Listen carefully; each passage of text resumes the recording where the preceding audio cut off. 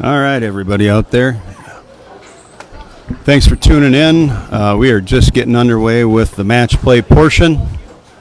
Top 14 bowlers are out here in front of us today with the match play. We cashed 15 spots today. We are going to be potentially shy of one Tom Corbett.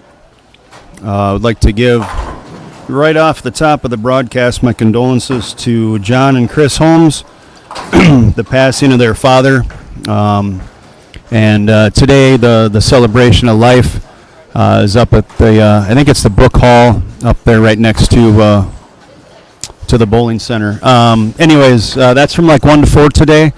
And so feel for the family, obviously, for their loss in that. And Tom is attending that celebration of life. And so not sure if we'll see him. We made some pretty good time today through the qualifying. We did only have 47 entries today. Typically, here at Cedarvale, we get quite a few more than that. This year, I know there's some junior gold things. We're right smack dab in the middle of junior gold. And so that's taken a few people away. Obviously, I believe there's probably a few that are at Richie Holmes' service and that as well. And so anyways, just a surprising smaller number than what we usually get here at Cedarvale. But it is what it is. So we had 14 that are in front of us for the match play. And again, we are cashing 15 spots today. So I put out an ISC pattern. It had 32, 33 mils. I don't have the pattern right in front of me now. But anyways, a lot of oil, no re-oil. And so really I saw a lot going on. Everybody hammered the equipment with surface right out of the gate to start. And so some of these pairs have definitely got some areas that have gotten burned up pretty good in spots. But, yeah, we'll see how it goes through the match play. Quite honestly, I wasn't able to see a whole lot of the qualifying. If you did tune in earlier, I had a couple of different streams that I started and was unable to get the internet to cooperate. And thankfully, as we did a few months ago, ran a hardwire cable all the way down the stairs here into the office at Cedarvale. Plugged directly into one of their modems downstairs, and it got us back up and running right about at the end of qualifying. So anyways, we should have some pretty smooth sailing and some really quality video here as we go down the stretch. The temperature certainly not doing us any favors today. Temperature and humidity, as to be expected, play a huge part on the approaches and on the pattern itself even. And it kind of showed, especially in the approaches today. So you can do everything you want. You can try and, get the air going as much as you want and things like that. But when it's 90 degrees and the humidity level is high and the dew point is in the 70s, it's going to be hard to make it feel anything less than sticky.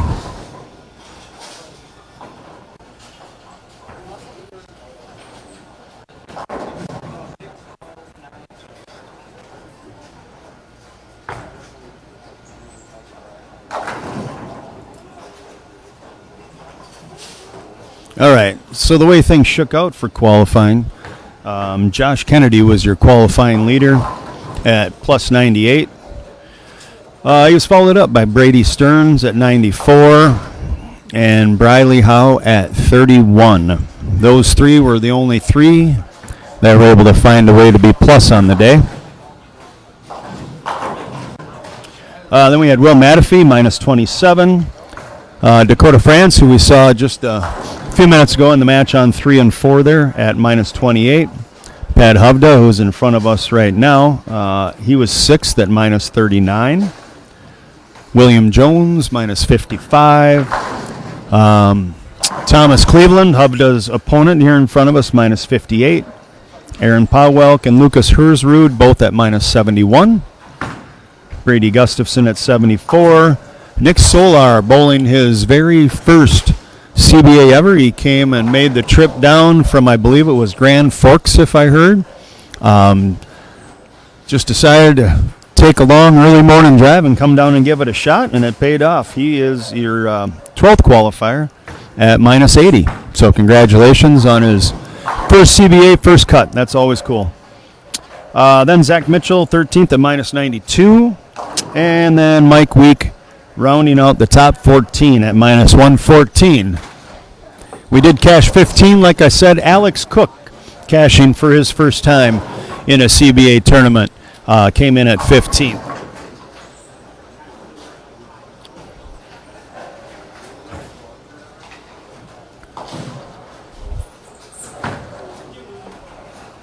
So format for the match play today, we have got, sorry,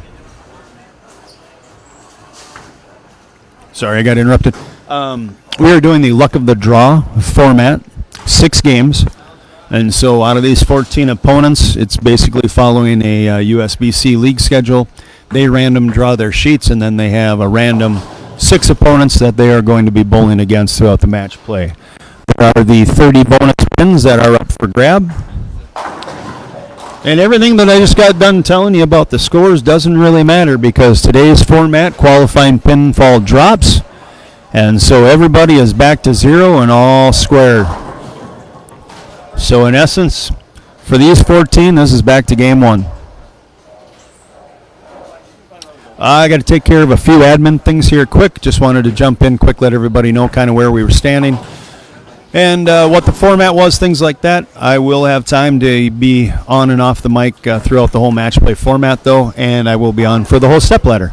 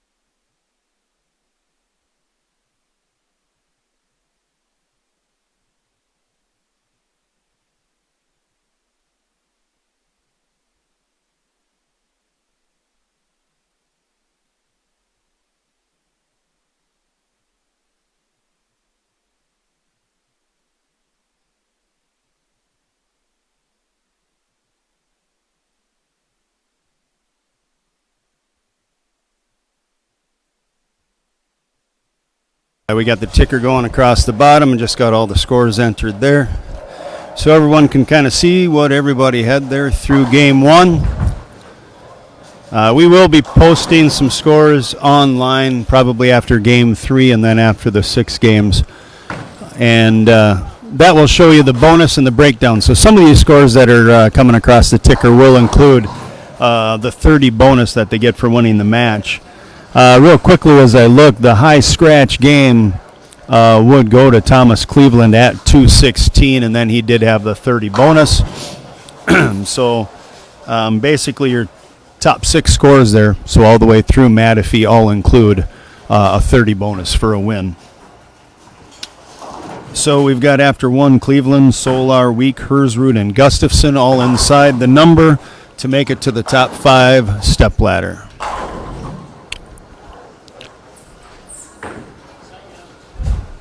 So the scores are definitely on the rise a little bit. They actually were at the end of the qualifying bit also. So people are starting to, some of that 33 mils is going away and given a little more room. They've opened up a little bit.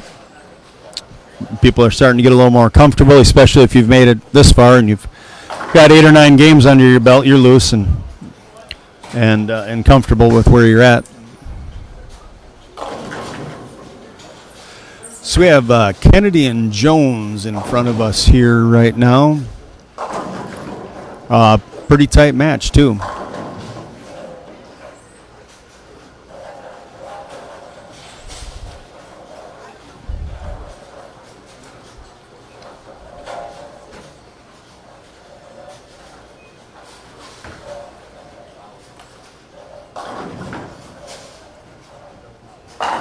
That was a pretty good shot right there for Josh. So it looks like people are still able to kind of play, for the most part, right in that track area still. Not surprising. Again, with 33 mils, it's going to take a bunch to try and get that, to get knocked down a little bit. Although we see right there on lane 4, that was Will Matafee. He is in at about 5th arrow, it looks like. Looks to me, from what's right around me anyways, and my first real chance to get much of a look, like he is probably the deepest one out there. As see William leaving a 9-pin there.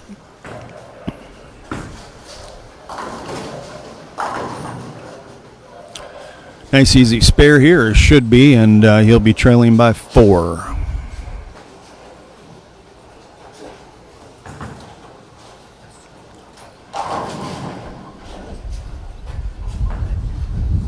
And also the lead you can see on 3 is also Will at 5th arrow.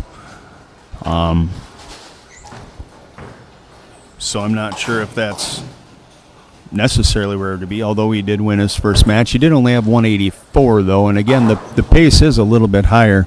Just off to the right, Brady Gustafson is shooting here for a chance to go 255. That's him leaving that 248 that you can see on lane 7, so won't quite get there. A nice solid 252.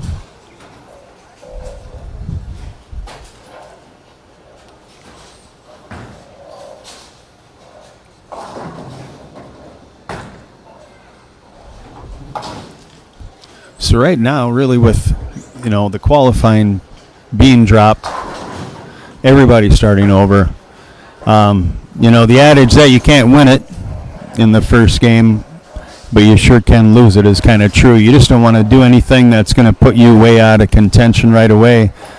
And for these guys, again, they've got 8 games under their belt coming into the match play, so they should be loose and having a game plan, an idea of what they're trying to do.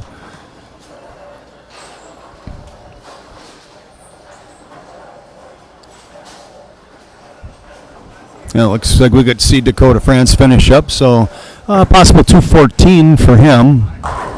There you go, he gets that second one. So not going to get that bonus, but still a good game, getting some positive pinfall. And that's the big thing is also then to try and not do anything that's going to, shoot yourself in the foot and then see if you can win some matches. The 30 bonus get to be pretty big.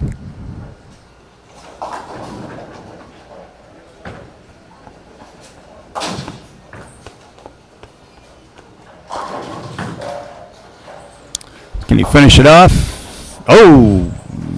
Trips the 2 forward, 214. So like I said, not a winning score, but huge to be able to be going, forward pins on a loss. That's a good thing. And for Brady, that's a big jump, 82 pin jump, and he was in, the 5th spot. Let's see here. Thomas Cleveland is outside of my view. Can't really see what he has going on, but he was your leader. Same with Nick Solar, just a little too far away for me to see he was second. But anyways, I'm pretty sure Brady's probably going to jump up into that top 1, 2, 3 for sure with that 80-some pins that he'll get to add here.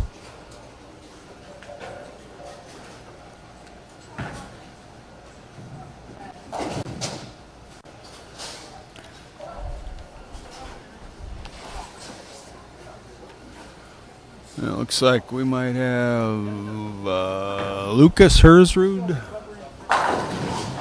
coming on to this pair.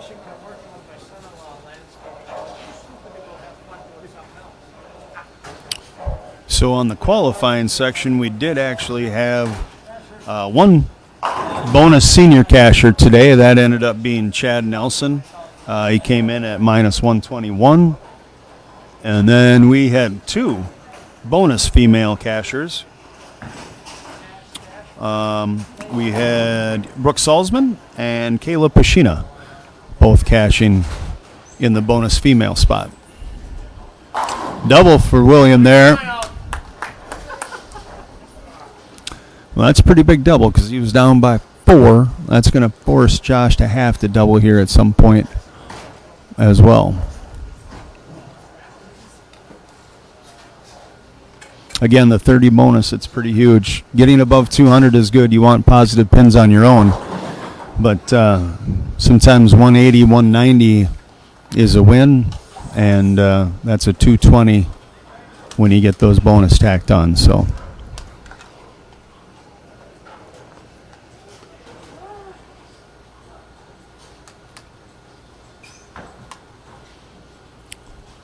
come back, yeah, I thought it might have been just a little wide, just a little behind it. Wraps it around. Speaking 202 max. And it looks like Josh can go 217, so kind of up to Josh here. This is the match that's going on to the left on 5 and 6. We're waiting for, I don't know who Lucas's opponent is going to be on 7 and 8. But I was going to keep the camera there and wait, but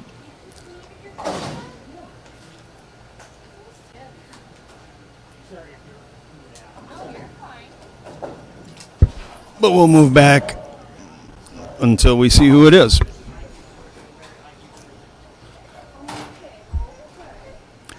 So again, we got 02 max here for William Jones, 217 max here for Josh.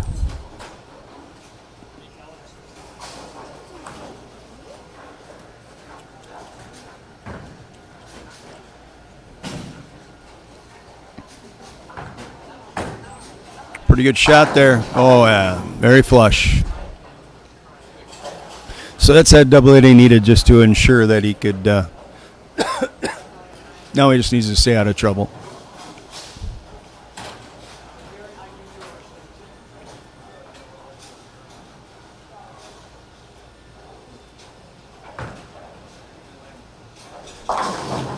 Well, that pair to the left, and not surprising because Arron has a pretty big rev rate, but Aaron Pawelk is also in.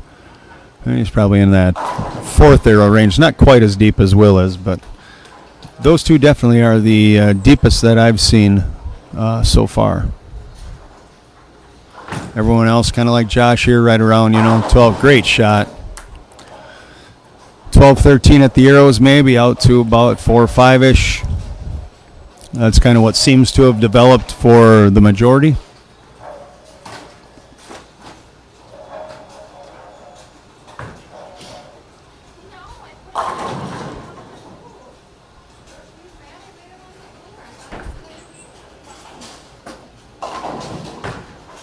All right, so Josh is in the 2 teens here, so he's going to get the 30 bonus as well. And he was at 202. He had one of the higher games of a loss out of the field, so he was only back in 7th place, definitely not out of it. That looked a little in to out, and if he got away with that, he's either created something a little extra, or maybe this pair is starting to just crack open that nicely, but that was definitely kind of in to out. Still came back dead flush.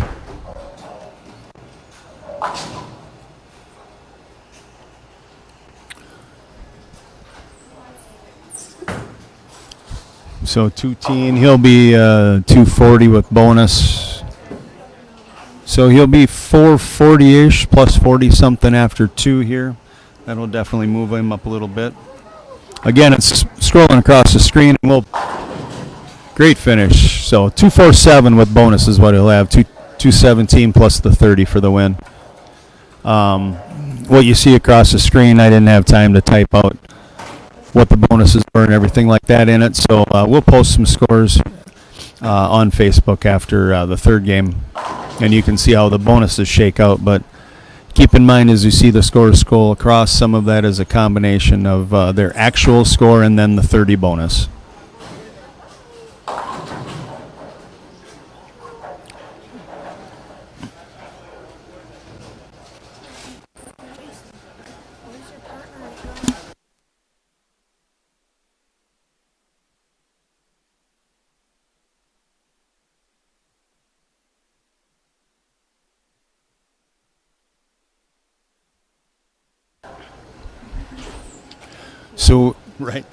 So Briley Howe is Lucas's opponent. So tune over to here and get this match started. Lucas has moved down a little bit too from the last match. Looked like he was a little further right. He was kind of off into the right side for me watching here. So he's about probably in that 17, 18 area too. And Briley is one for sure that'll get in a little deeper. So I wouldn't be surprised to see him a little deeper as well.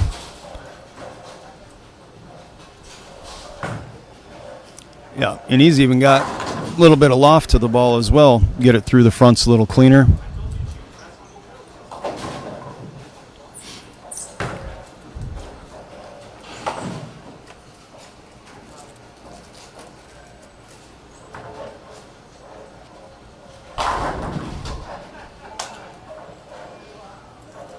As you see William Jones finish up there on 6, he almost threw one into the gutter. Peeled off, went through the face. Then he throws one up.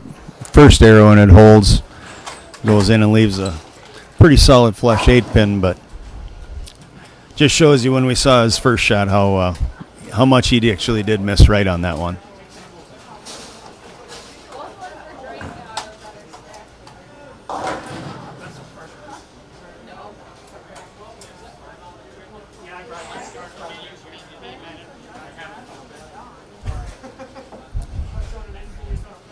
Looks like Briley's throwing an Optimum Idol.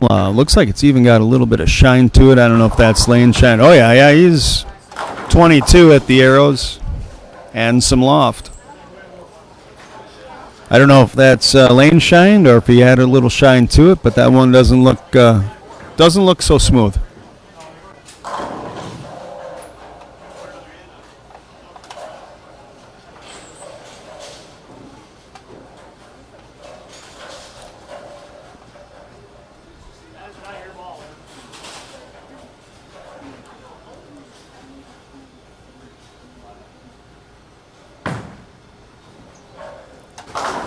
Good shot for Lucas there, too. We're all squared through 2 in this match.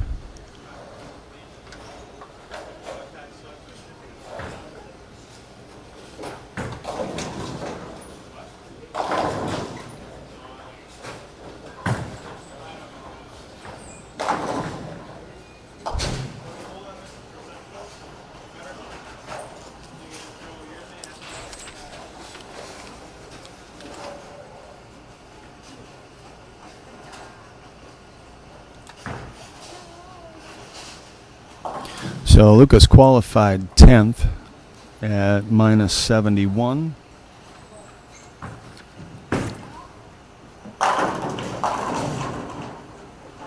And he had 203 his first game here in the match play, and he did have the 30 bonus. So after one game was sitting in 4th place. Top 5 will make a Stepladder finals after this luck of the draw format is over.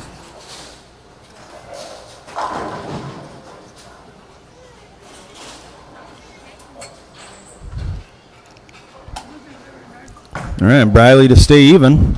Oh, that looked a little wide. Yeah. Yeah.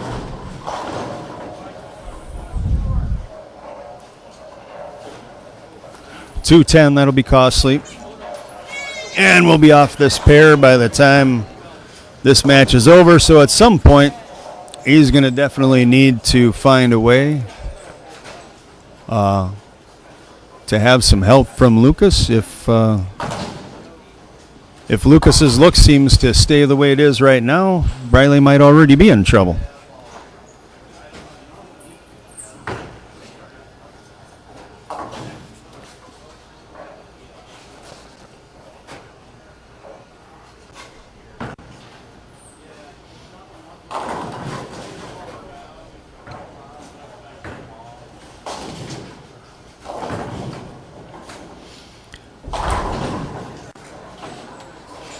So on lane 6, we had a shot there that was Mike Week, and he was at a little inside of third arrow as well.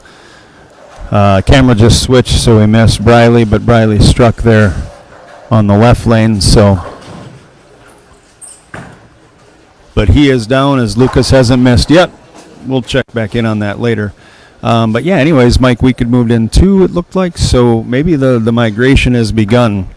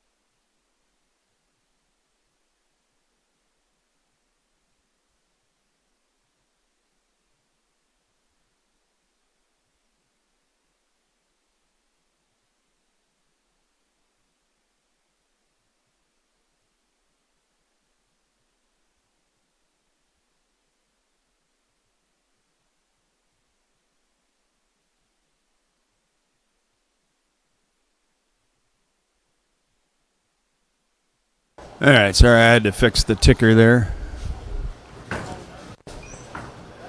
All right, so as we've switched cameras now, we've got William Jones, who was in our last match against Josh Kennedy, or one of the last matches on the TV pairs against Josh Kennedy, and Zach Mitchell. I do notice the gutter spare in the first there for William. I did see his first one slide off into the ditch. He is has been playing very, very close to the ditch.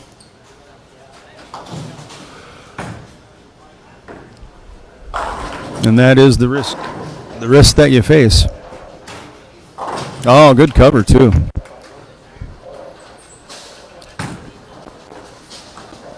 Or, I'm sorry, not William, but Zach. Zach's the one that threw it in the gutter, went gutter spare.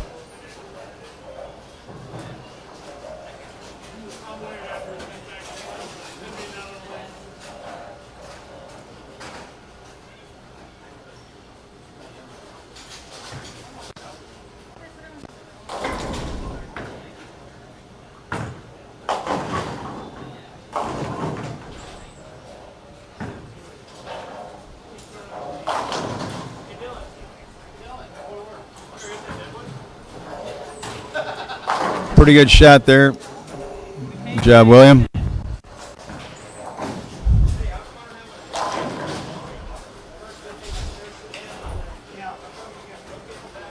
Oop. I will be right back. Got to take care of a few admin things here.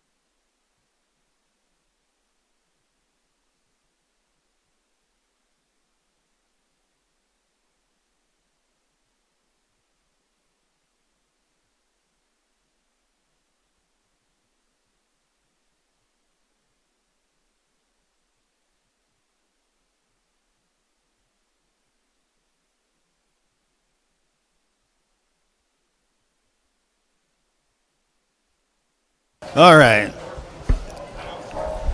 Well, the prediction was right. Brady Gustafson did move into first with the 80-some pins, 255, and then the 30 bonus, or 252 and then the bonus. So, as you can see, the ticker at the bottom, he's your leader right now at 511. Currently, after 2, it would be 437 to be in the top 5. 437 after 2. Brooke was asking how much the bonus senior cash is. Chad said it's $100, and I said, no way, it's not that much. It went up now because the entry fee went up. Okay. And the bonuses have always been paid out entry fee minus expenses, right? Right. So you used to get 90, Right. and that's just because we rounded it up and we were getting cheaper lineage. So it's 20. You see this? It's $26. That's taken off of. It's 99. Yep, $99.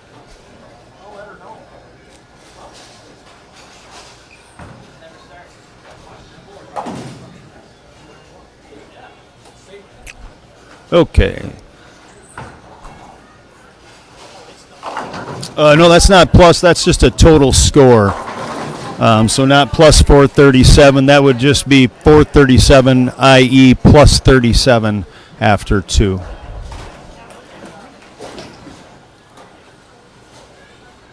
The spreadsheet that we use for Matchplay doesn't give me what the plus minus is like the qualifying spreadsheet does. And sometimes it's really hard for my KMS brain to get that math done. So it's easier for me to just give the totals.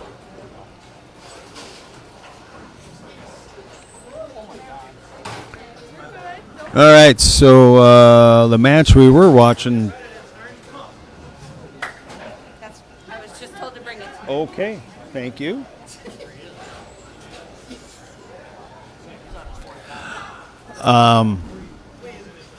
Lost my train of thought as random beverage showed that somebody purchased. So whoever that was, thank you very much. The Lucas Hersrud match. Lucas did end up getting the better of Briley, 222 to 217. Kind of like the Kennedy match. Mentioning if you were watching then, though, anything plus, anything over 200 is going to be helpful. So even though Briley doesn't get the 30 for the win, the plus 17 for being over 200 is going to be helpful for him. It looks like we got the end. We've switched over to the end of the Mitchell-Jones match, which is, we had Zach Mitchell with the gutter spare start that we had mentioned. He did find a way to a 3-bagger in there. And it looks like about 4 red dots. Little bingo being played by William Jones here. So he's going to max 166. That strike put Zach in pretty good position. And this is exactly the type of situation that I was referring to when I said this is, sometimes winning with a 160. And with that 30 bonus, you're only going to go back like maybe 4 pins. In the grand scheme of things. So it's a huge save when you're having a rough game. So would have been nice if he could have got that shot to go. If he could have found a way to 190 on his own in the 30 bonus, that would be great. But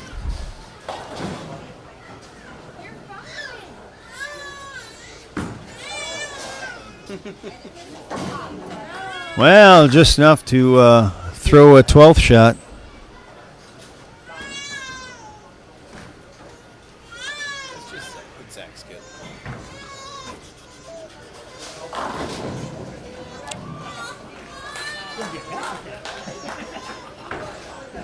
There any scores coming from in that area up there? No. Just asking if there's any scores that are like really coming out of those pairs. Not so much this game even, but just like overall. Seems like most of the bigger scores I've seen have been kind of coming right out of this bank right in here. I didn't get to watch a lot of qualifying, so I have no idea like how they played different parts of the house and that kind of thing. And there's nobody in the booth that like bowled today either, anything like Corbett usually give me his viewpoint of where it was. But You don't want mine. And from what it seems, I mean, obviously the match in front of us here is pretty low scoring, but we've had two. Well, he should.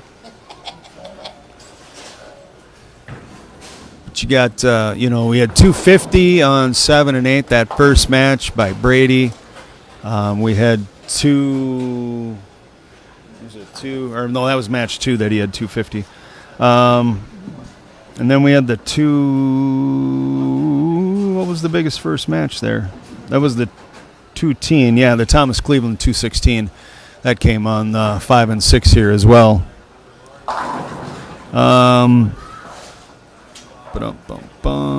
So let's see.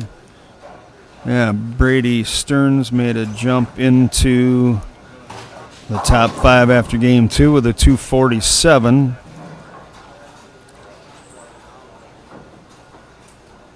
Otherwise, yeah, that's about the biggest games. We got 252, 247, and then it drops down into the 220s and 210s. So they still haven't completely cracked open all across the board.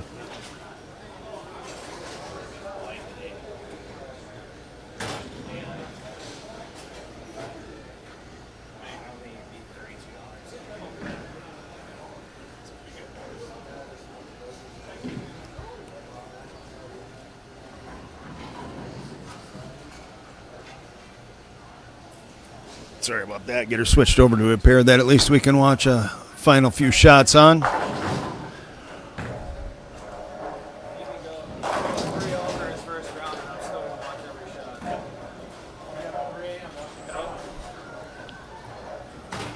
Yeah, this one's going to finish in the, looks like, your 180s to 190s pace as well.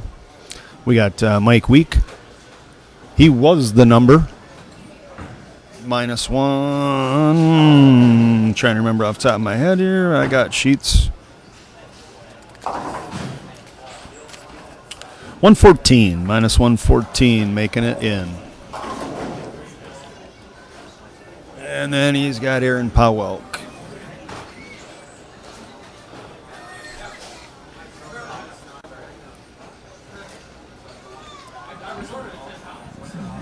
So Mike after 2, 9th, Arron 8th. And both of them within 30 to 40 pins of 5th. And that's kind of what everybody's looking at, unless you're one of the ones that's cruising, up towards the top. Your eyes are set on what's that number 5 spot number going to be. And can I get there?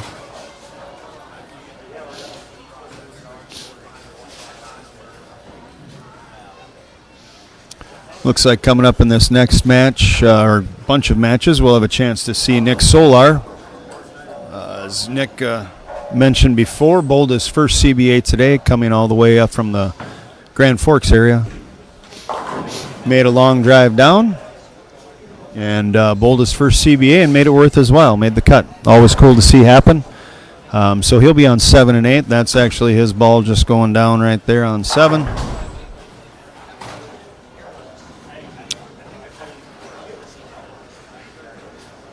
So we'll get a chance to see him in action in a little bit whenever the cameras flip over.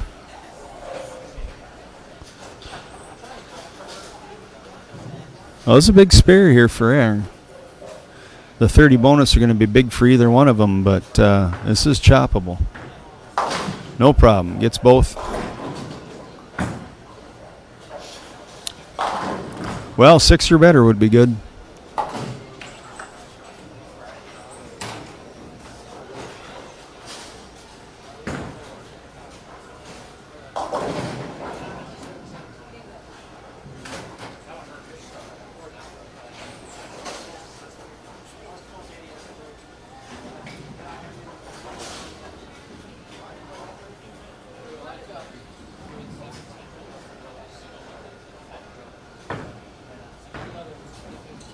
Definitely 6 or better. So Arron 191, so that was a good 20 to get 2 in the 10th, and he'll go 21 over.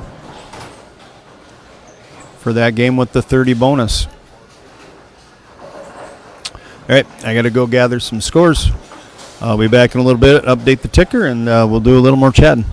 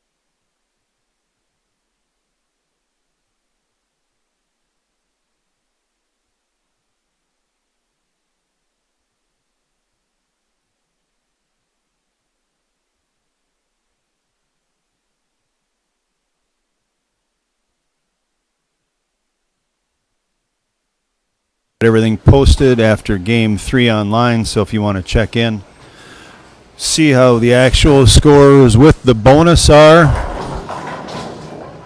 that is updated on our Facebook page. Otherwise, again, the ticker that's running across the bottom is total score. That would include bonus as well, so it is their actual score plus any bonus spins they might have earned. This is the luck of the draw format, so basically random 5 opponents and then a position round afterwards. Top 5 will go into our stepladder finals today.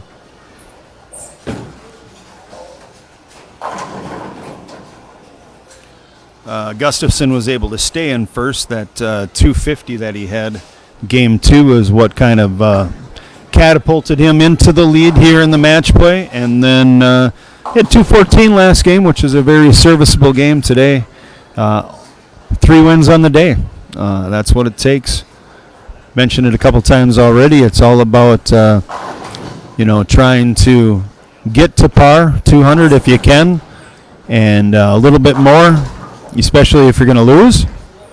But it's all about getting those 190, 200 games, the games that aren't very big, but then finding a way to sneak that victory out and get those 30 bonuses really big.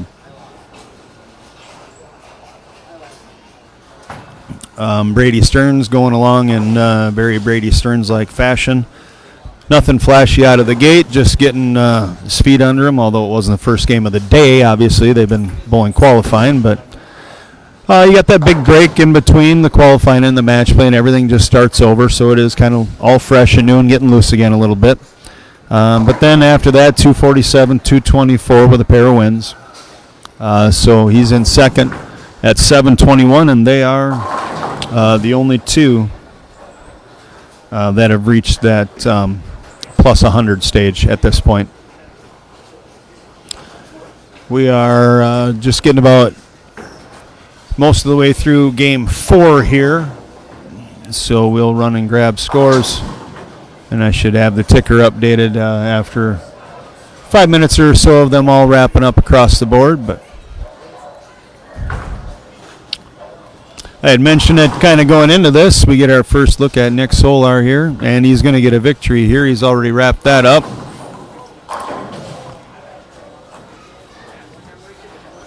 .209 with the 30 wins, so he's going to be another 39 added. He's already in 4th place, so he's already seated himself in the stepladder at this moment. Whew, if you saw that on lane 5, that was some pretty skinny jeans on the 10-pin spare for Brady Stearns there. But anyways, that'll help Nick as well. He's definitely, at worst, going to stay where he's at, but a good chance of moving up. He was only 10 back of Lucas Hersrud. I'm not sure. Lucas has moved down kind of to the higher end, so I'm not sure how he's doing.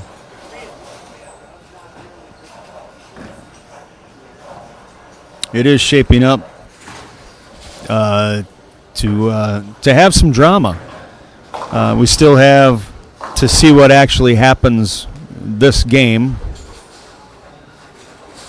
and see after those scores get placed in how things shook out. But looking as they are after 3, I mean, realistically, anything that's about 11th place is still well within shot of getting to 5th place. 5th place at 635, and there are another 6 players after that are within 39 pins of that number.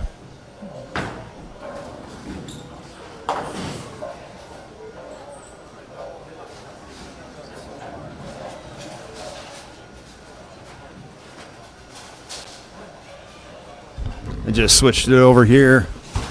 We can watch the last frame of Brady Stearns. This is the last match we have going on camera view anyways right now. So it's Brady versus Dakota France. Dakota's in with the 161. So Brady's already got match in hand and that ever important 30 bonus.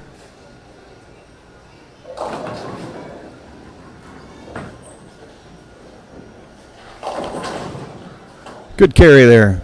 A little light, but a lot of power going through the pins. Ball was still retaining a lot of energy getting down there, and went through the right way to scatter him up. So another 220 game for Brady here and the 30 bonus. We'll have to see what Brady Gustafson did this last game. Brady had about a 34-pin lead. Or I'm sorry, well, that's two Bradys. Gustafson had about a 34-pin lead over Stearns going into this game.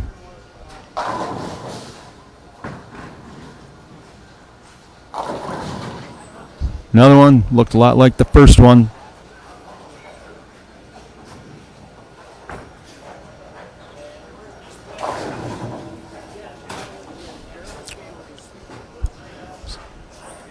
Well, that puts Brady into the 220s.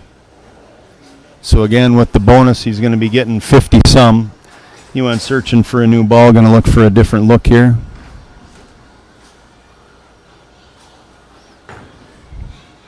Grabbing the Eternity, so Idle Helios will get set down on the rack.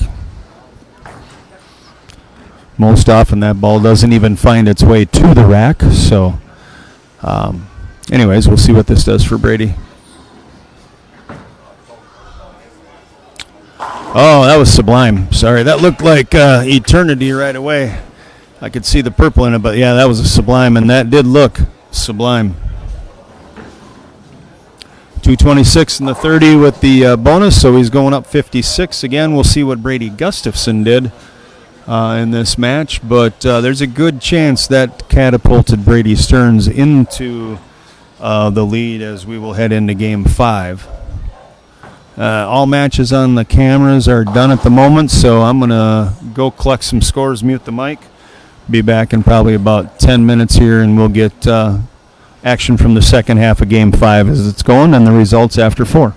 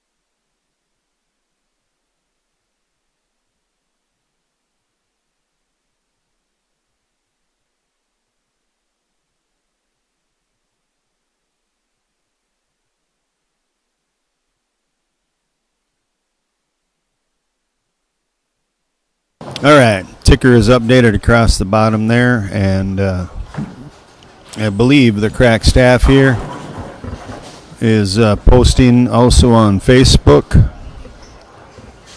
As we see Brady get a fortunate break there, 10-pin comes out right as we kind of come back on the air, or at least I do. It's first thing I see is him having a great game and then leaving a dead 7-10, but gets that 10 to go. Fortunate for him as he has a great game going, another 250 potential. And he needs it as Aaron Pawelk also has 260 potential on the board. So the prediction or thought was right that 220 along with the 30 bonus, the 50 pins going upwards. That was definitely enough for Brady to take over the top spot at 977. Brady Gustafson only had 183 that game, and with no bonus, dropped back down into second at 938. Currently, 873 is the number in fifth. So we'll take a look. That number went down last after game 3. That went down to 11th place, being within 36 pins. That has jumped now to 11th place, being 62 pins out. So almost double the distance there at the bottom of that pack. To be within 30 pins now basically is about the 8th, maybe the 9th spot. Briley Howe, Will Matafee, Lucas Hersrud about 20 out, and Josh Kennedy basically about a fill from being into the stepladder.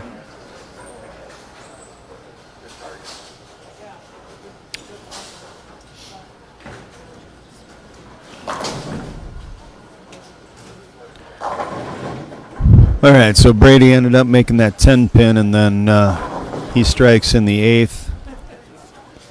Big shot for Arron here, and Arron is, by the way, that 5th seed. So 873 number that I gave to make the top 5, that is Arron right here. So it's a pretty big shot for him.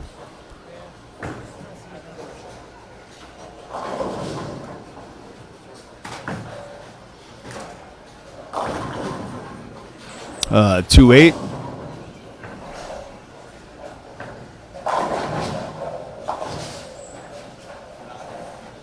Well, just like that strike shot was important, this pair is pretty important too. Got the double wood there. Well, it looks like he's going to hook at it, which I would certainly agree with as the right way to go at it.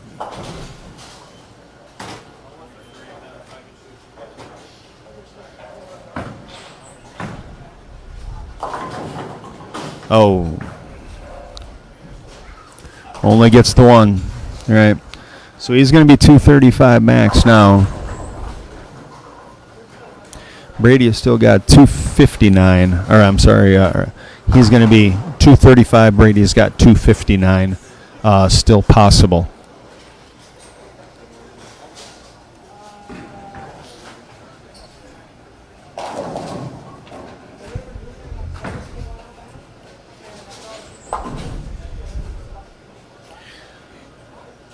Not much of a choice here for Arron. He's going to have to dig deep and definitely get the rest of them here, or at least those first 3 to get into the 230s. There's one. He'll have to take a minute, let Brady throw his here, but he needs to step up in the 10th and at least get those first 2 just to make sure that he is going to keep moving forward and not let 6th, 7th, 8th place have a chance to catch much ground.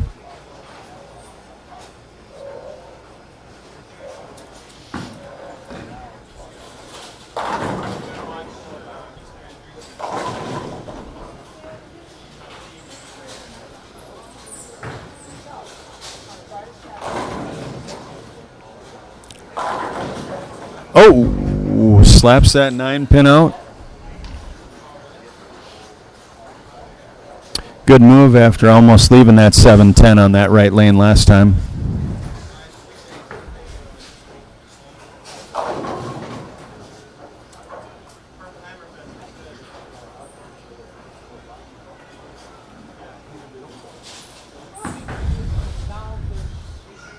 And we've switched down. 3 and 4. We'll see the ending here of the Mike Week. And I believe Dakota France match. Over in the distance there on 7, you can see Brady getting the second one. Well, actually, I'm sorry, it's first one in the 10th.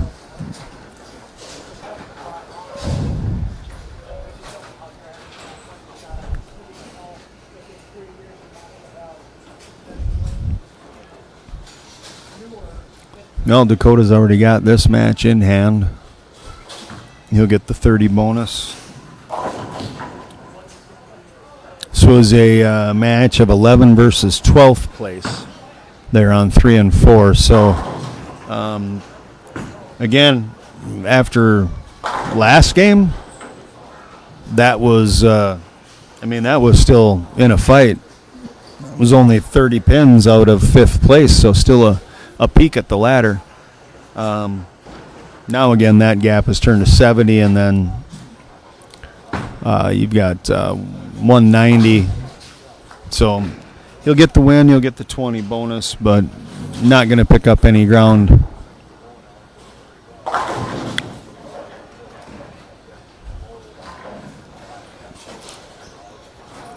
Brady got the second one in the 10th, so he's going to be in the 250s. And he's going to get the 30 bonus, so I'm quite sure. I don't see anything in the building that would suggest any different, but that he'll be the number 1 seed as we head into position round, and by probably a fairly good margin. So he'll have a really, really good chance to be that number 1 seed as we head into the finals. All right, I'm going to sign off here for a second. We'll finish up grabbing these scores, and then I've got to do all the position round calculations. When we come back, the bowlers, you'll see, will have 2 shots on each lane, and the higher seed between the 2 of them will get the choice of whether they start or finish that match first. And we'll make sure that we've got some matches that have some drama, at least the best we can, that are going to be on the TV pairs here. So we'll be back in a minute with some more action.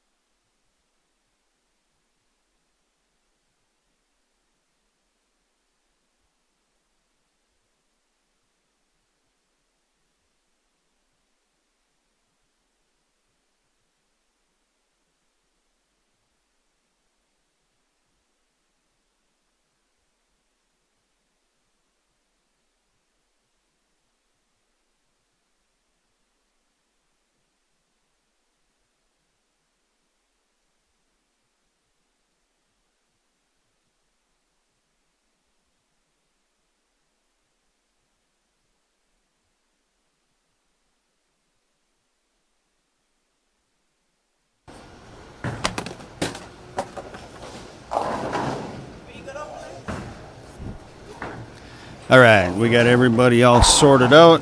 We are just getting underway the first shots of position round.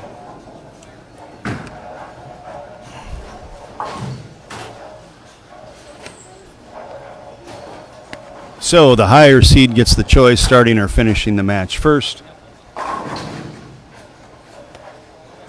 And each bowler got 2 shots on each of the lanes that they're competing on.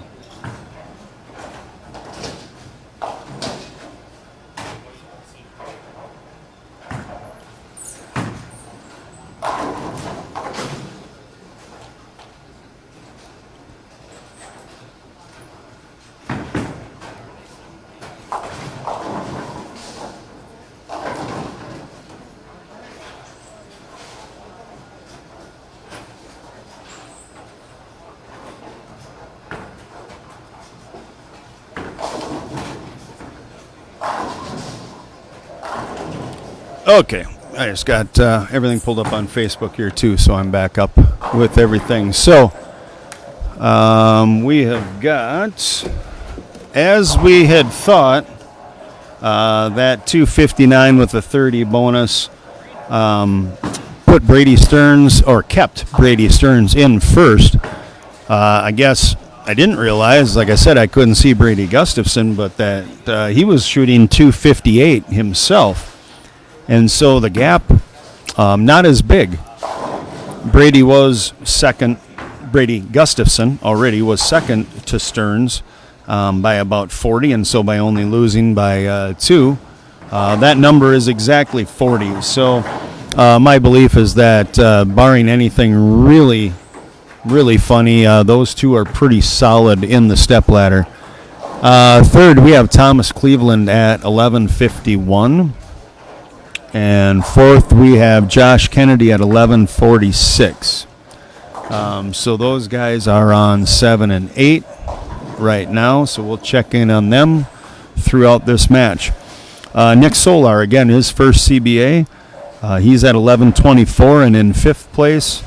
And Lucas Hersrud at 1113 in 6th place. And those guys are on 3 and 4 TV pairs, so we'll be able to check in on them as well. And then right in front of us right now, we have Aaron Pawelk, who is in 7th place, and Briley Howe, who is in 8th place. I think it's going to be tough. Will Matafee would be in 9th, and he's a little off camera by a ways, and he's at 1,018. 1124 currently is the number for that last spot in the stepladder. So the way I see it, I think that realistically, I mean, Briley's got a lot of work to do. He's 90 pins out, so he's definitely going to have to get a lot of strikes this game, and he's going to need that 30 bonus to have any chance. From there, Arron's got 70 pins, 68 pins on Briley. And so if he has a big game, he is only 16 pins out of first, and Lucas is only 11 pins, or not out of first, I'm sorry, out of 5th, that final stepladder spot. And Lucas is only, 11 pins out of that 5th place spot. So the match between Nick and Lucas right now on 3 and 4 is a pretty big one. This match with Arron and Briley, it really has probably a little more meaning for Arron at this point, unless Briley really starts stringing some strikes soon.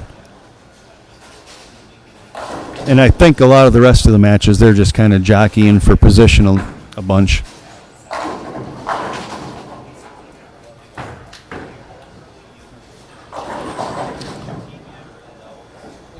Three straight 9 counts for Briley, so the carry isn't helping him any either.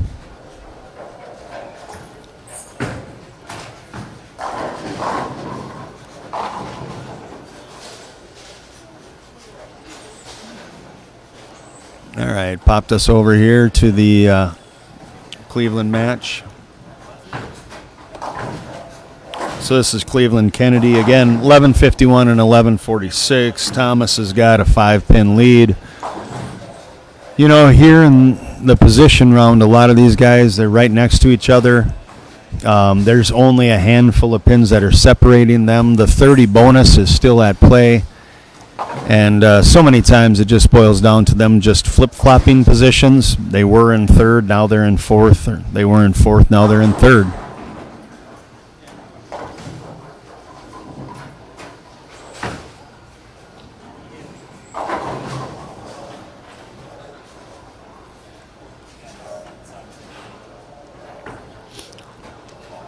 Well, just off screen there a little bit, Briley did find his way to his first strike in the match. Josh with an open in the first there, but he is working on a double.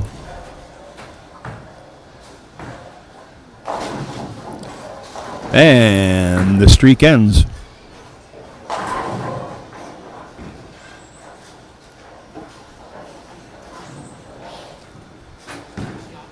Let's get over here quick and just see, check in. So spare, open, spare, and then a double here. It looks like for, I believe that'll be Lucas getting up on the left lane here.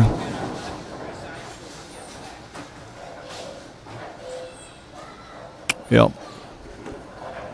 So it looks like Solar is just kind of cruising at Dutch right now.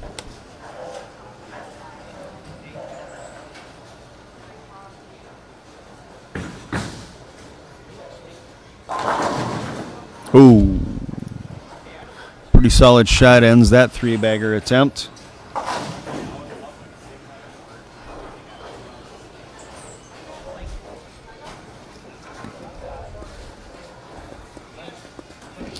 And like I mentioned, I think this is the match that probably has the most impact overall on the stepladder. Again, unless Aaron Pawelk has a really good match. If he has a good match, he is only 16 pins out of the ladder, so he definitely could make that type of a run.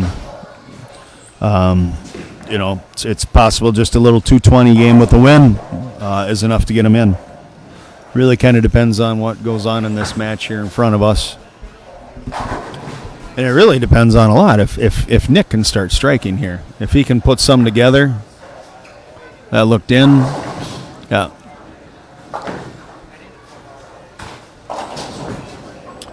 And this is where you don't know. I unfortunately, I don't know Nick. My first time meeting him, he came in today and he said, I decided to drive for myself for the first time. So he literally drove himself for the first time, like driving by himself. This was the first day he had ever done it. And then to drive from like the Fargo or Grand Forks, I thought he said, but I heard somebody say the Fargo area, but to drive that distance and that, it was an early morning, it was a long drive, and then, you know, to do extremely well, you know, as far as your very first CBA, don't know what to expect and that kind of thing. And searching for the page here, there we go. Finished in 12th at minus 80. At one point, I think he was doing a little bit better than that even, but nonetheless, I mean, just come in and even just make your cut, the first one. But then to get past that and then put yourself in contention during the match play, and he has been basically in the top 5 throughout all of the match play formats. So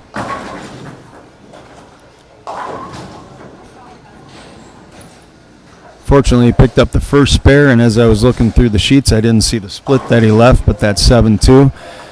And where I was kind of going with that is his first CBA in general. You don't know. I don't know how much he's bowled because I don't know him. I don't know how big of a junior career, how many scratch things, and how much traveling he did, but are the nerves kicking in? You know, I mean, are you thinking about where you're at? You know, the first time you bowled this tournament, if you've heard anything about it, you feel there's some prestige involved in that, and do the nerves get to you?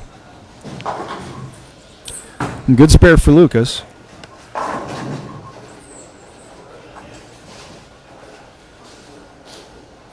And I was watching Aaron Pawelk here too, as he went strike spare and then three-bagger. and kind of thought, well, he's got that chance to jump. Like we had mentioned, he's only 16 back. And then as soon as we feel that way, 7 count split, and he's back to basically pacing at 200.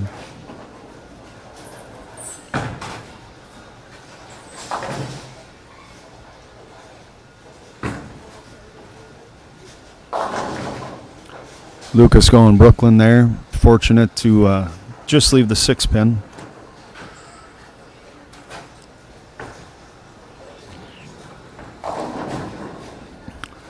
So we've got a 7 pin difference in this match right now. And Nick has got an 11 pin advantage going into this game. So coming down in the last few frames, and with both of you kind of jockeying to try and stay in that stepladder in that 5th spot, this is getting pretty tight.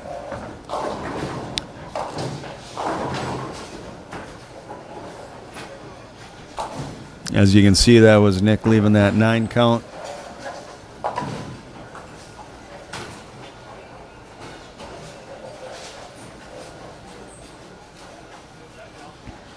Definitely has to have this. Okay. I don't think he felt too confident about that either, but nonetheless, it was there.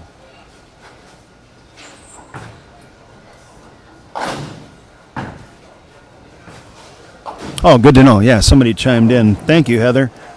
So, yeah, Nick did basically all 4 years of high school bowling and a few years of junior gold, lots of traveling. So he's got some experience. Good. He's definitely not all green coming in.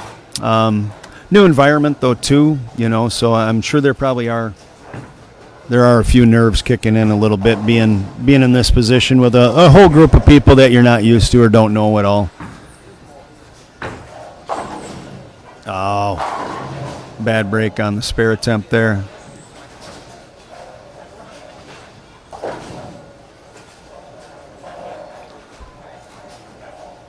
Well, this match is still super tight, though.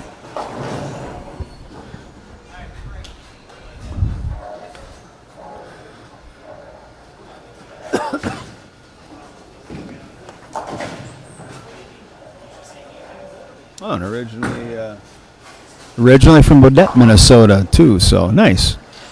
Well, he should be proud. Like I said, he throws it great, and it's not very often that somebody comes in and bowls in their first CBA. And if you've heard anything about it, like I said, maybe there's some nerves even just walking in the building, but handled himself great, and he bowled great all day. So he should be extremely proud of him, and he should be proud of himself for his performance. Hopefully, maybe he can hang on and find himself in the stepladder.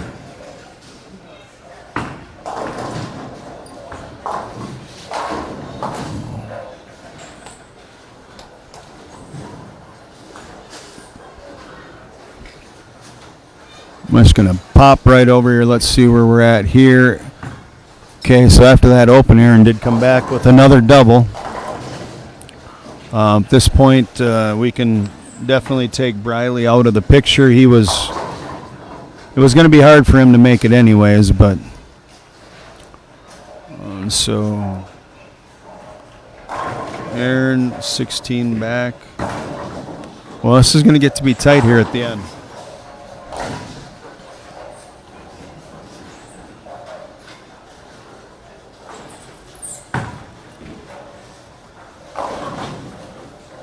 Well, unfortunately for Nick, Lucas is just going to need a couple of pins here and he'll get the match. But, again, Nick does have 11 on him. So, if, let's see, Nick could get to 182. So, if Lucas doesn't strike here.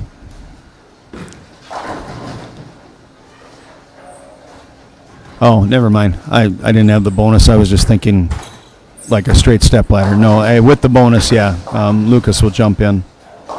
Ahead of him at least, and then we'll have to see what happens with Arron's score. So Lucas can get to 200, so he'll go up, if he does strike here, 30.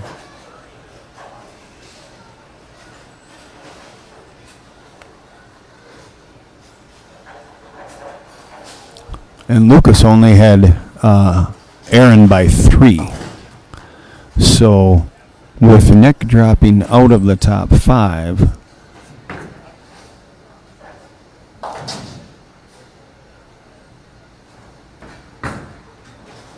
again, Lucas is going to get 29.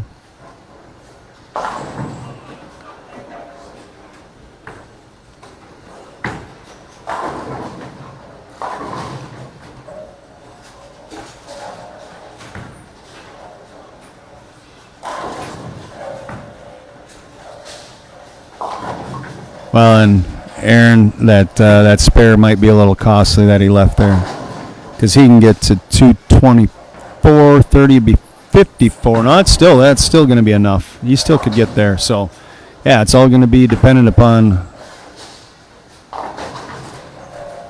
what Arron can do here in the 10th. He kind of holds his own fate in his hands, so to speak.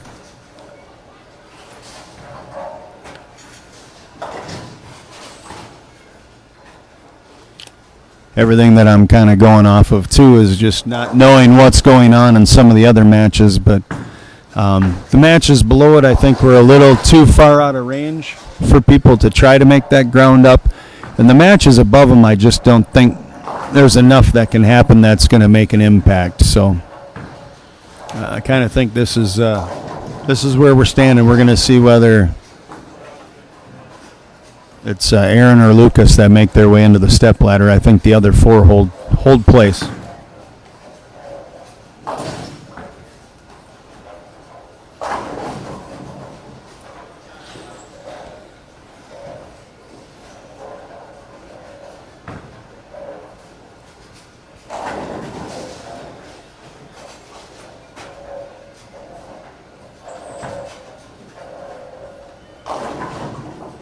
I guess the first one, that was pretty huge.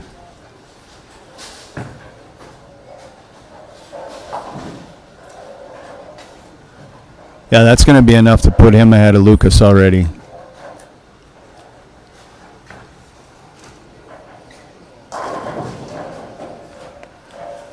And I guess I should be looking over here at the Thomas Cleveland-Josh Kennedy match, just because Cleveland is struggling a bit. Oh, and Kennedy just, well, we can zip over there. We know that Arron is going to get in. These two are kind of cruising early on in the match. And as we're coming down the stretch here, all of a sudden we've got some splits. And they weren't that far ahead, especially if one of them goes backwards.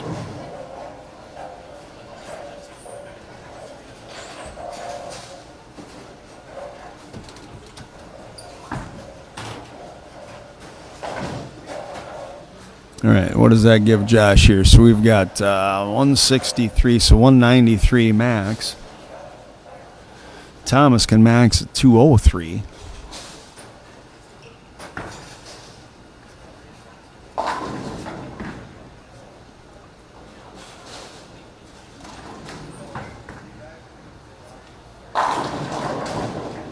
Yeah, either one of them going, as we see Arron just to the left there. Finishing off, striking out, 224 with the 30 bonus. That's going to get him in.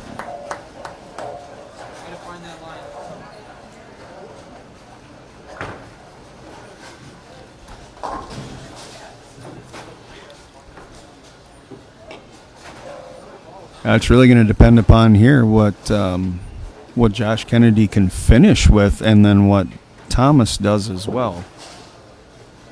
I mean, if he finishes out for 03 in the 30 bonus, Thomas stays in just fine. Josh would go back 7 pins if he... No, that didn't sound good. Oh, Greek Church. Oof. That's devastating. Absolutely devastating there.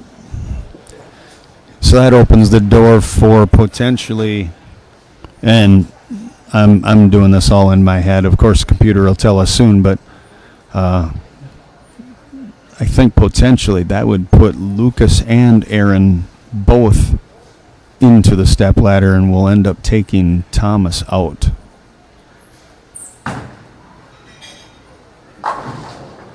Oh, that was a good run at it. Gets 4 of the 5 for 170. It's going to, yeah, Josh has just got to get 9 on 2 balls just to make sure he can win. The 30 bonus, I think, will keep him in the mix. But I think Thomas Cleveland and Nick Solar drop, and I think both Lucas Hersrud and Arron Pawelk find their way in.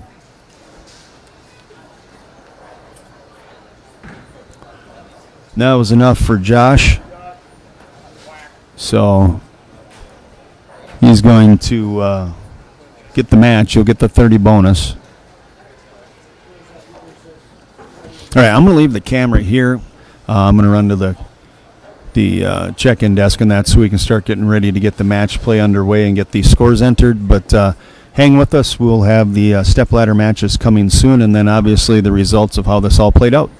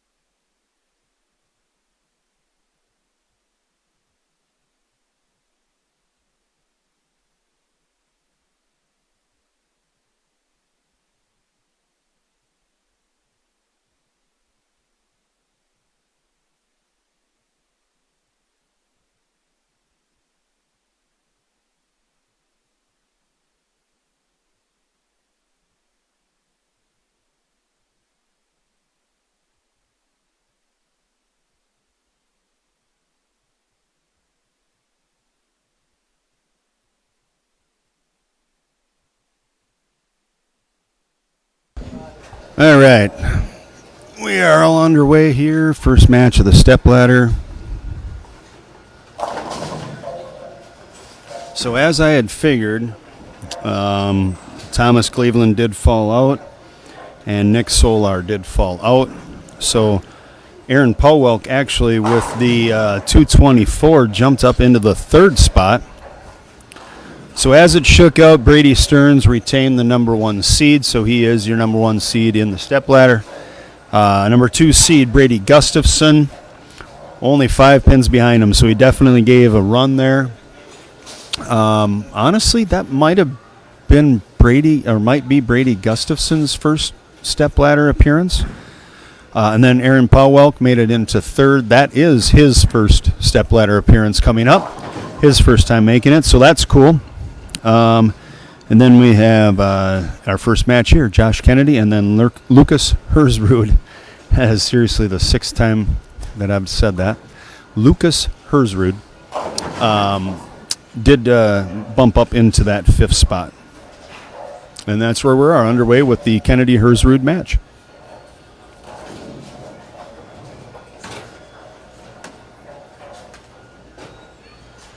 And I had to take care of some business there, so I missed the first bit of it here, but it looks like we've got what's shaping out to maybe be a pretty good match. Looks like Josh had a 9-count whiff in the first, but recovered with a 3-bagger, and if Lucas can keep going, we've got potential 279 to 280 there. Nice. Really good shot.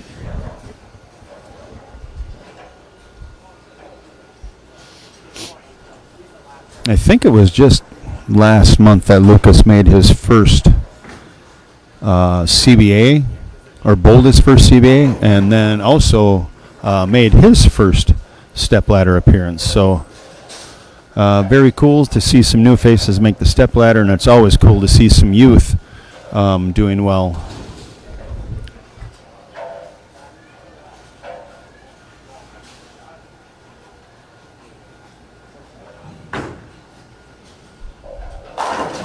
There we go.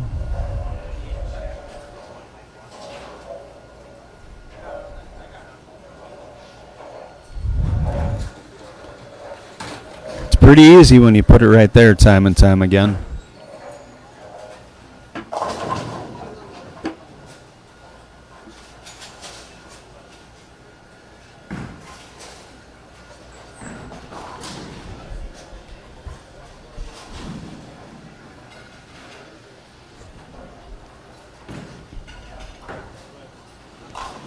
Hold there. Yeah, great shot, Josh.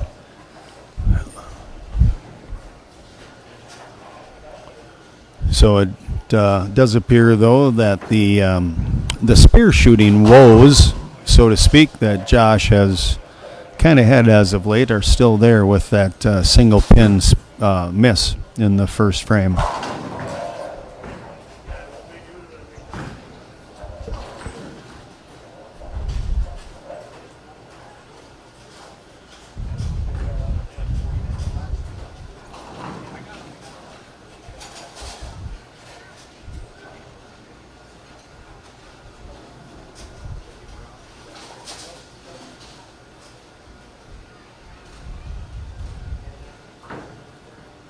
Boy, that looked pretty good, too. Oh, that one a little long on him, just a 2-pin.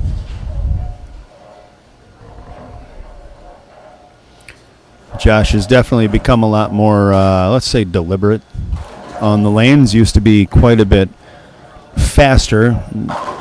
Not that becoming slow is good, but I think for him, this pace is a better pace for him. I think before he used to get rushed a bit. And then it would just compound on him. The frustrations would compound. So, all right, good spare.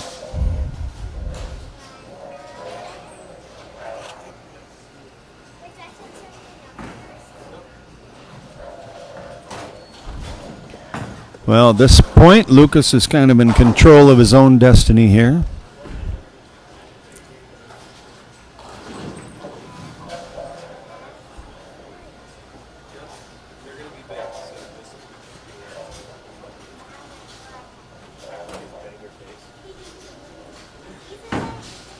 Kind of fell out of that one a little. Oh, boy, he gets some fortunate help out of the pit. I don't know what that was that came out there to take that out, but that 9-pin was there for a second.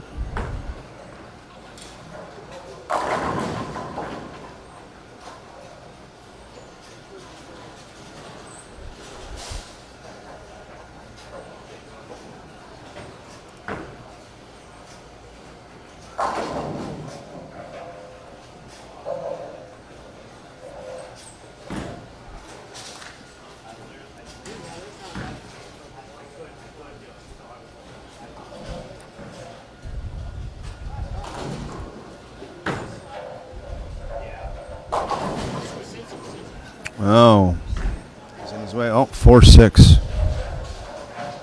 Oof. That's going to put the match a whole lot more back towards even here then. Each player's only got the 4 strikes in a row. And barring a miraculous recovery.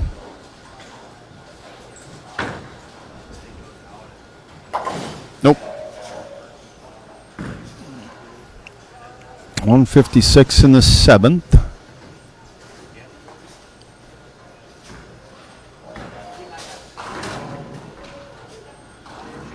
And if Josh were to string him, he could get up to 168 in the 7th. So it all kind of depends on how it plays out here, but about a 10-pin match here.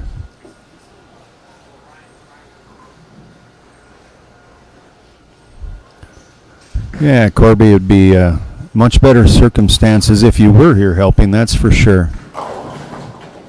Oh. Well, that's going to make it closer. Yeah, another 2-pin for Josh. Maybe he's just getting a little quick. Little extra speed, little juice. I had mentioned earlier in the broadcast, but if those that are at home maybe don't know, Rich Holmes, a longtime figure in the bowling world here in Minnesota, passed away, and so his celebration of life, and that was today up in Blaine, and I'm sure it probably had a little bit of impact. We had talked about how our attendance was down a little bit, especially for what would normally be Cedarvale's attendance. This center always has a really good draw. Everybody likes bowling here. Mechanic, staff, owner, everybody's great, so everybody likes to be here. And but with Junior Gold going on as well, and then with Rich Holmes's service in that up in Blaine, I think that's probably where most of the missing numbers are from our norm.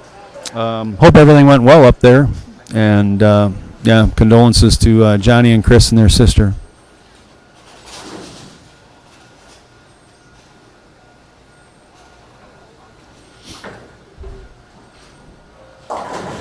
Yeah, and he definitely missed in on that one, so fortunate to have the 9-pin get out of that, so it is just the 3-6-10. Definitely takes a bunch of the choppability out of it, but it still is one that I necessarily wouldn't want to have in front of me right now when I'm coming down the stretch of a tight match, because all by itself it still is plenty choppable.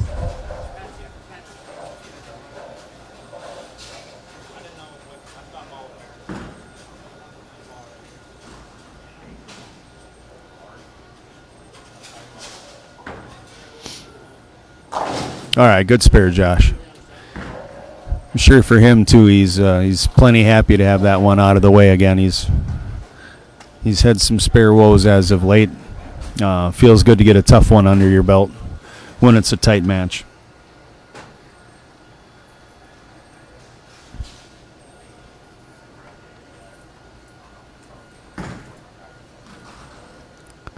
So nothing but a 2-pin match here.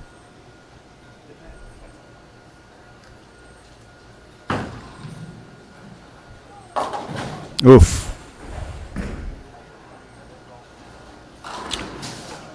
Well, that's 2 splits in a row for Lucas here.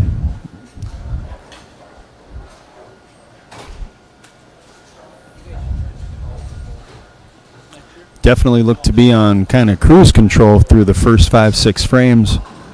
But control is kind of gotten away from him the last couple of frames.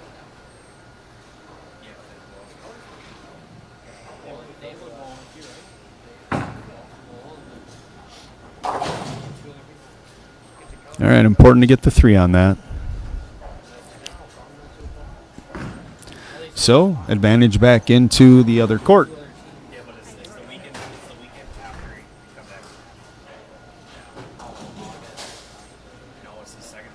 Well, he's definitely got a strike here. Put a little bit of pressure on Josh for 1, but 2, a little bit of a confidence boost before he gets up in the 10th frame.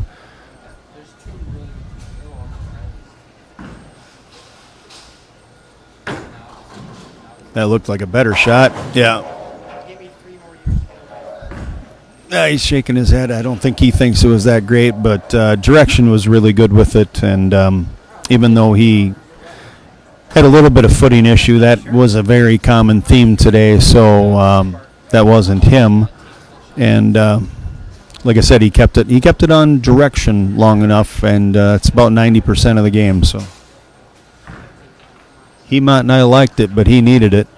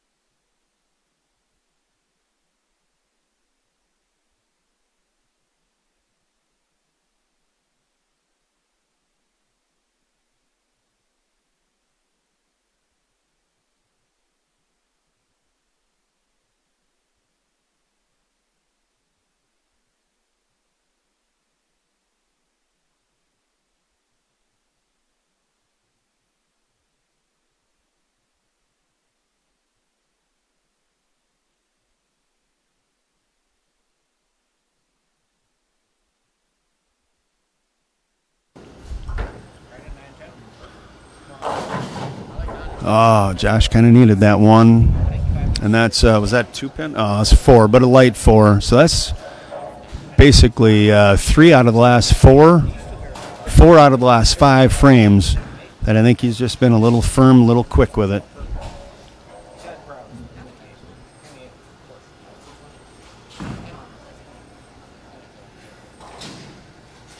Got to have this. He needs to focus, make sure he gets this one.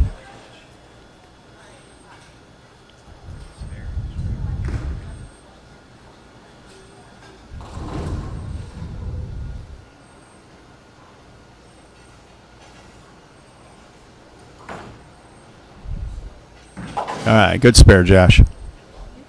All right, so 14 max for him right now, and Lucas has got 224 possible on the board still.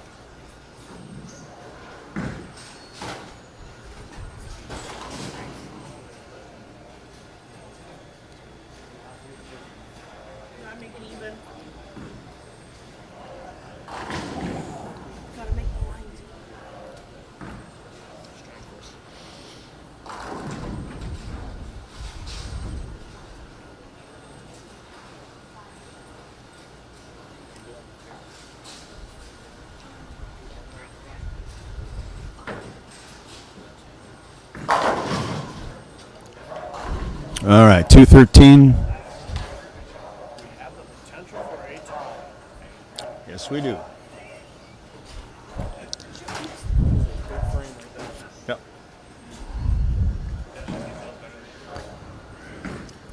Well, and here now, it's just kind of like it was in the 7th frame, right? I mean, it's up to Lucas. He holds all the cards here, makes some good shots, and he can walk away and advance to the next match.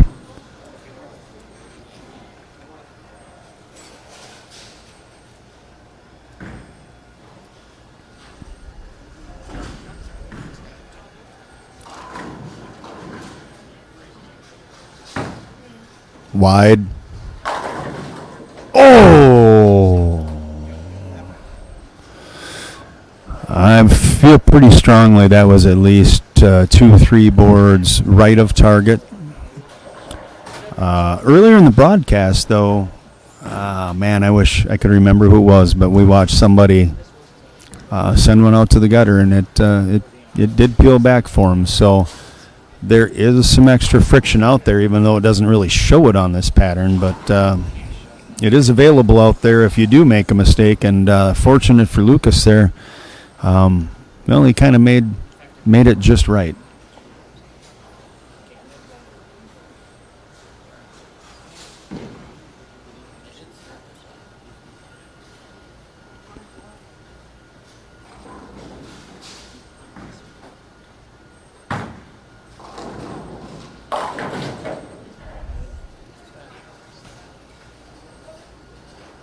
That's it. Josh Kennedy will advance to the next match to face Arron Pawelk.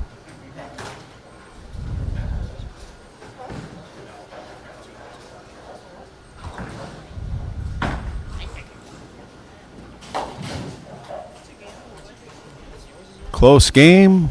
Good match for the guys. 213 to 210. Josh Kennedy advances. All right, I'm going to turn the mic off for a second. We'll get them to move to the next pairs, and we'll go from there, and we'll be back. Thanks.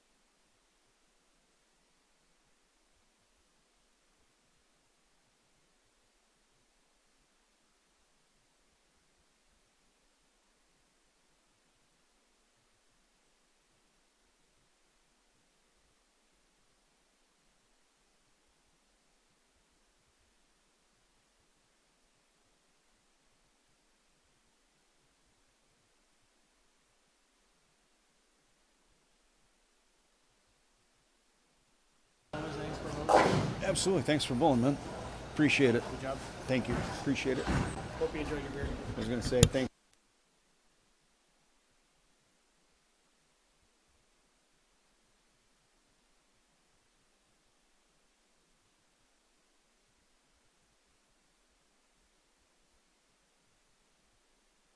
All right, we are underway. Match number 2. Aaron Pawelk is the higher seed. So it looks like he has chosen to let Josh Kennedy start the match. That means Arron will finish the match first. And away we go.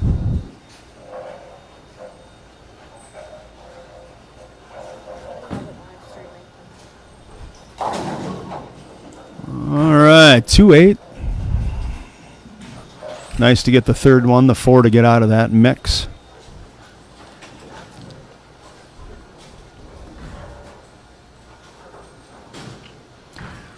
Real tight match here, that last match. If you're just joining us, Josh advanced just getting past the number 5 seed, Lucas Hersrud, 213 to 210.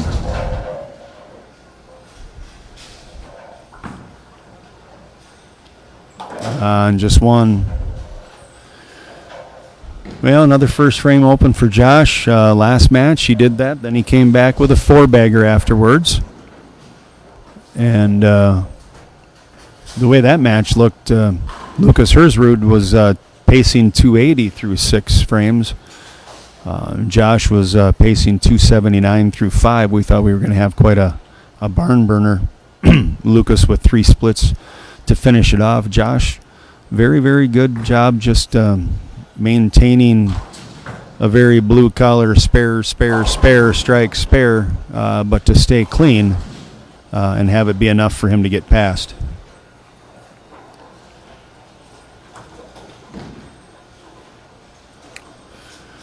Oh, and we got a 210 for Arron, so definitely not an easy conversion either.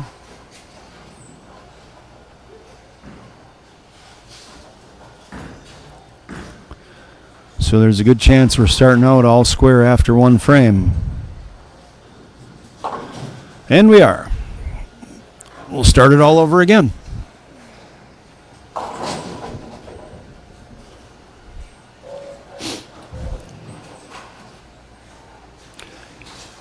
So I have definitely been pretty impressed with this pattern. I don't know that this pattern maybe would have played quite as hard if people felt that they had maybe a little better footing.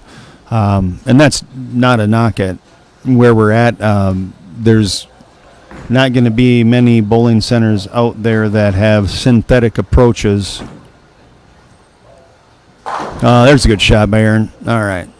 First strike of the game underway.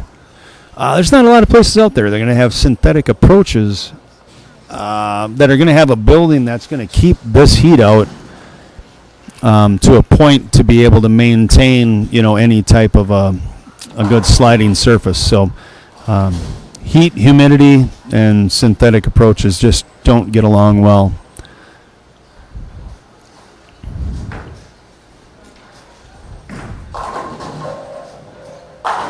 Great shot, Josh, as he matches Aaron's, and we're all square. So I don't think it would have mattered where we would have been bowling today. I think unless it was a place like Concord or Southtown where they have wood approaches, I think a lot of people would have been struggling just about anywhere. So I don't think the pattern was overly hard, but I just think overall the day was kind of a grind for people. And it was a challenge as you went from pair to pair. Shout out to Craig McDonald, though, for spending about 2 hours buffing approaches this morning. I got here just about 7 o'clock this morning, and he was already about, I'd say, maybe a third of the way done with the whole place on the approaches doing work. So we appreciate you.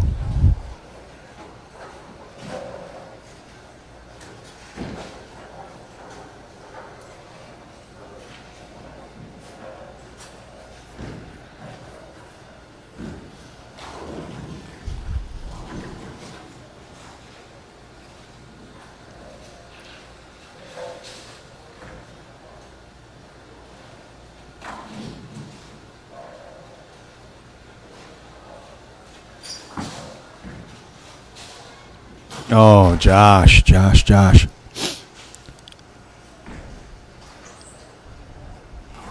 We had mentioned it first game and seen it twice already this game, so nothing. That's nothing more than something, focus-wise, mental-wise.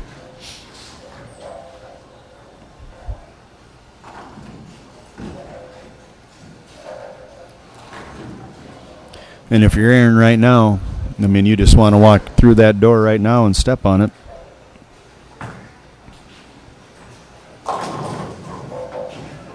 No. It's going to go easy on him. Just a 2-pin.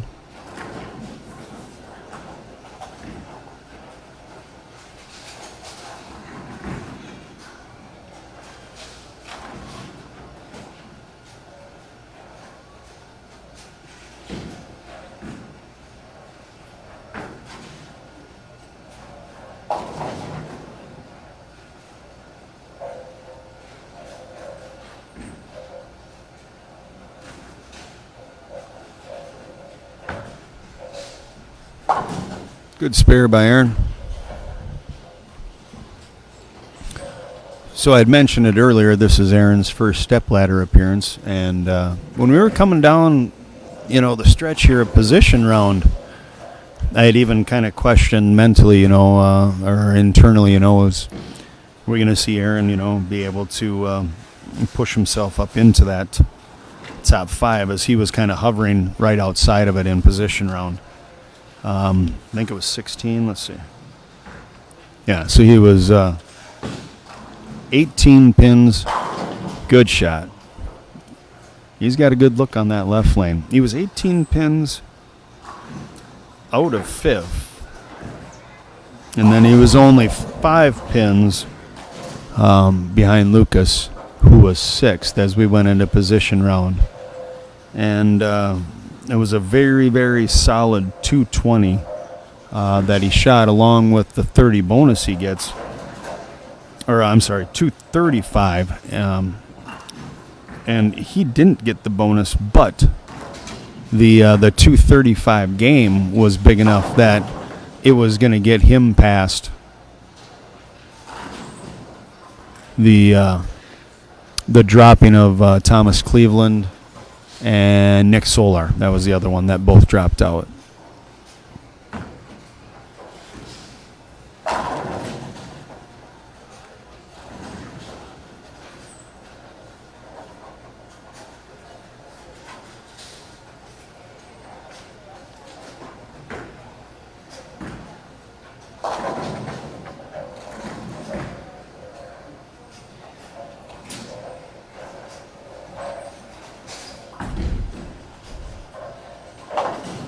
All right, Josh. Well, I know Josh spends a lot of time practicing. He works on the game. So he's going to have a serious practice session and exercise some demons on some spare shooting. And it has been an ongoing issue. We've talked about it a handful of times on the live streams because, let's face it, Josh is a really good player, and so he makes a lot of cuts. He makes a lot of step ladders. So we're talking about him a bunch. That's a good thing. The bad thing is, the spares.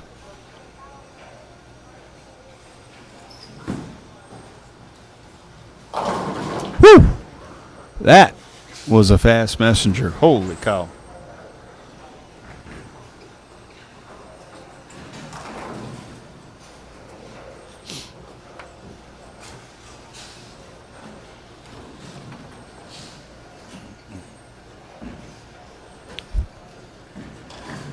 Well, Arron is still in control of this match. Nobody is really wanting to take control of the match, but Arron has the lead. He's got the ball in hand, so he's pretty much in control right now. He can double here, which would be pretty big. Good shot.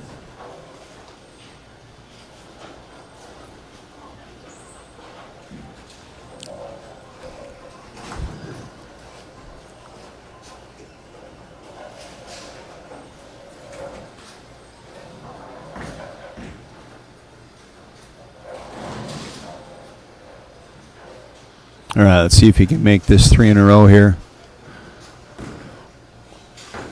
That's definitely going to put the pressure on Josh as he gets back up here in the 6th frame when he's up. There it was. All right, we got our first turkey of the match. Arron making the most of getting into his first step ladder. Putting the pressure on Josh here as we head into the back half of the match.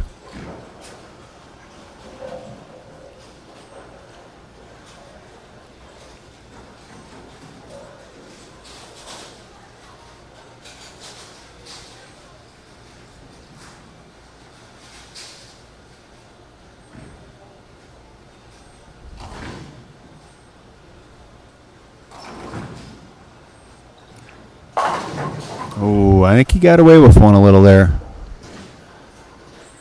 From where I'm sitting, that definitely looked like that was in a little bit, at least at the arrows for sure, but it had a lot of hold. And let's face it, I mean, I know this pattern's gotten beat up pretty good now. I mean, we're, 8 games of qualifying and we're 6 games of match play and we're into the step ladder, but 33 mils is a lot of oil. So there are spots out there that still have quite a bit of hold area to be found.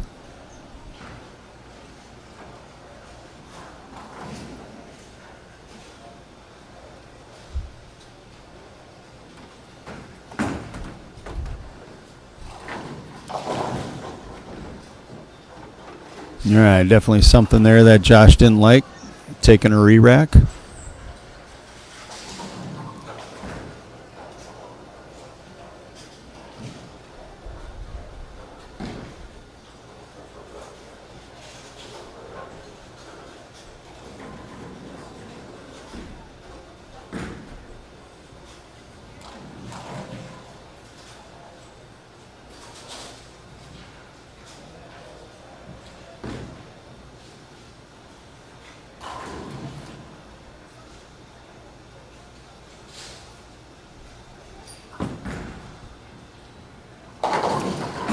Oh, what a break. I was just going to say that definitely looked in to me as well. So that's 2 in a row that I think he's definitely got a little fortunate break on, but it completely brings the match right back around.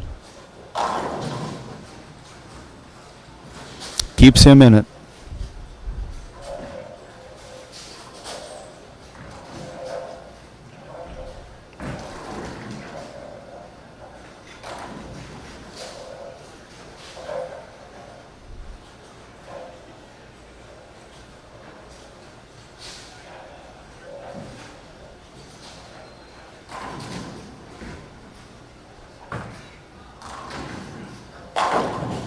Yeah, Arron's definitely got a good look now. He's found something on both lanes, so now all he has to do is execute, but he definitely has a pretty good look. And the ball's going through the pins well, too. I mean, his carry is pretty effortless. Not relying on light shots, messengers, anything. He's just pretty much kind of high flush each shot.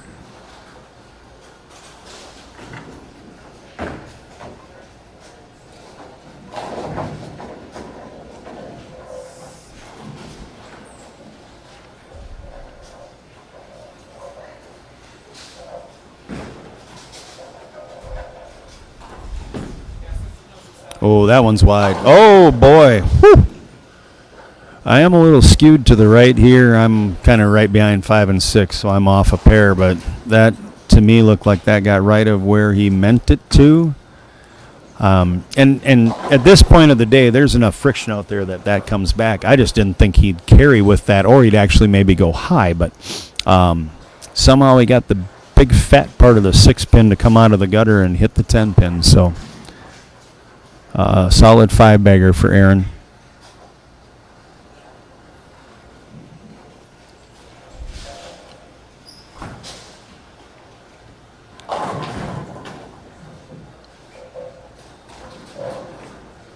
Yeah. So in the last match, as we came down the stretch, there were 3 shots, 3 frames where I said I thought maybe Josh was getting a little fast, getting a little quick. So his last couple shots have been right in like the 16.5-ish range. And that one was 18.5. So on this kind of stuff, you're not going to be able to vary it by 1.5 miles to 2 miles an hour and see the ball react. Good spare, though. Good cover on that.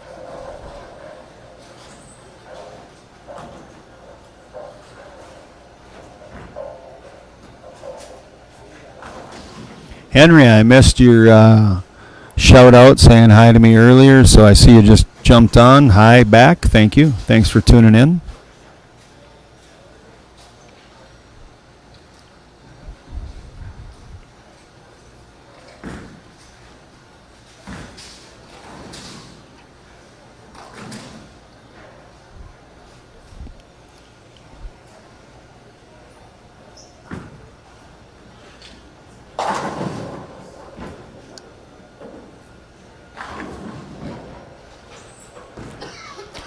It was a good shot, good break.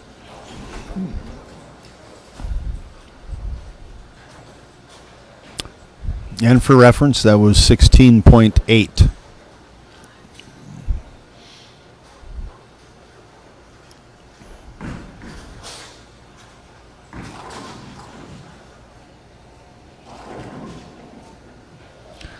Bozeman, Montana.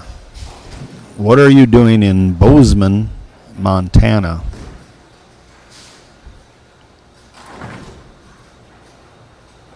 Carry, oh, that was a pretty good shot. I think he might have made a little move in. That looked like a shift of both like angle, feet, and trajectory, but a light 4. Did you move out there, like take a job on a ranch or something? Because I think that's about all they have in Montana, if I'm not mistaken. Absolutely, Lucas. Good bowling, man. Yeah, thanks. Yep, you bet.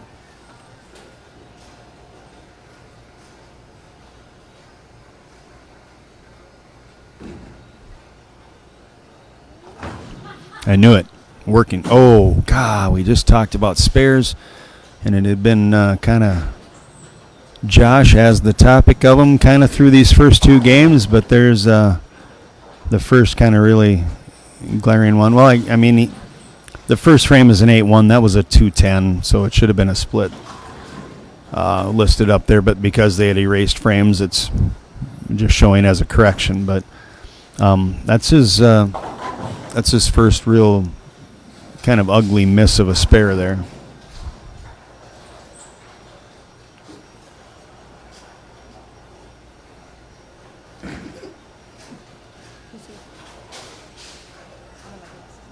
Pawelk's B.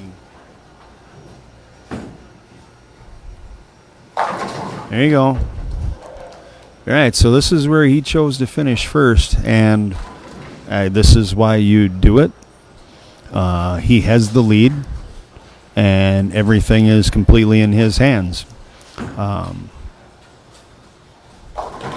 You've got 214 as a max for Josh, and 226 as a max for Arron. So all Arron needs to do is like strike here or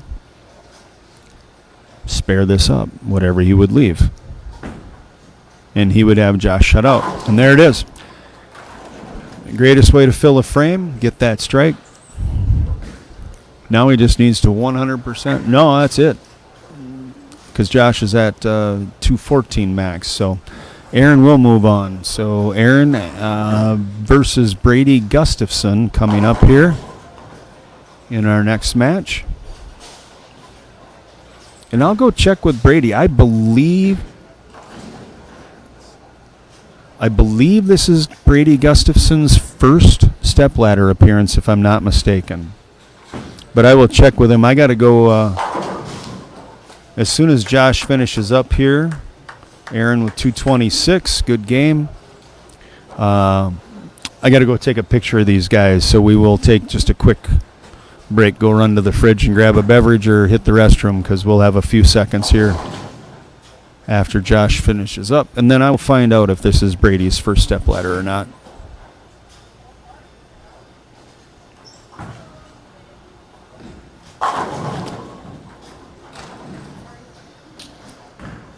And 19.65. So once again, I believe that the, like, let's say struggles that Josh kind of had in the match and at the end of the last match was nothing more than maybe speed just getting a little amped up on him. And the ball just does not read. Like, that 10 pin is nothing more than the ball just still going too far straight. Not enough time for it to have changed direction and actually be, going through the pins. So, but like I had mentioned, we talk about the spares, the issues that he's had, but that also means that we see a lot of them. So it's a good thing. He's on the camera a bunch for us to be analyzing it at that level, and that means that he's bowling well. So 226, 194. And again, Aaron Pawelk will advance to Brady Gustafson and give us a few minutes. We'll take a picture and we'll be back and get them on camera.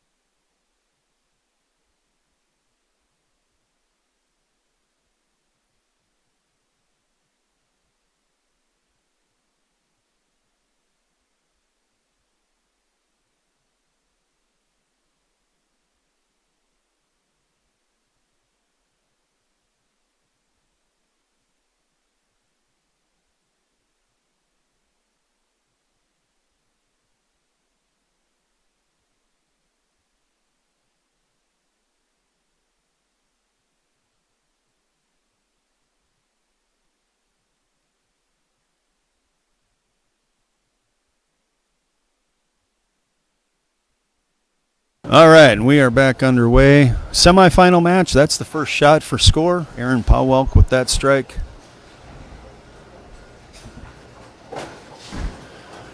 Arron just advanced 226 to 194 over Josh Kennedy.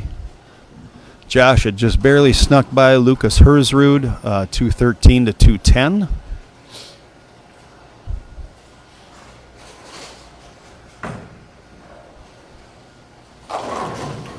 And that's our number 2 seed, Brady Gustafson, with his first shot. A strike to match Arron's. I did confirm this is Brady's first CBA stepladder, so congratulations to him. We had a lot of firsts today. Always a cool thing. This is actually 2 firsts right here, both Arron and Brady in their first CBA stepladders. New faces for sure. There's probably a bunch of you at home wondering if you're thinking of coming and bowling the next month. Who's in the Bet You Win? Well, your number 1 seed is Brady Stearns, and he's in the Bet You Win. So I will wait until I know who his opponent is, and then I will go try to find out if they are in the Bet You Win or not. And at that point, that's when you guys can decide who you want to cheer for, because everybody loves a carryover.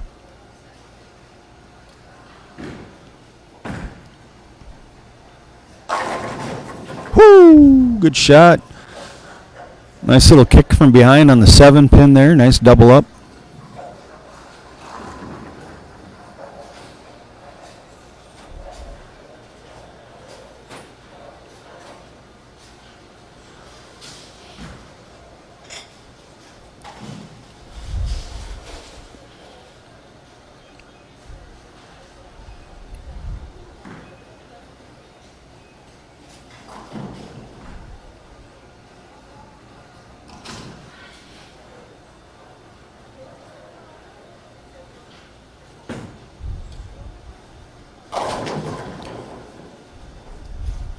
Well, we saw him do that last match, only he did it in a little better place, doing it in the first frame. I kind of identified while the broadcast was going on the struggles that we kind of seen Josh Kennedy go through, and having it be speed related in that. I haven't paid enough attention to Arron's, delivery to see if this is like a speed thing, if he gets a little fast when he leaves these 210s, or if he just missed. But either way, that's the first open that we've got in this match. Early on, but Brady steps up with a chance to take an early lead and kind of see where you can go from there.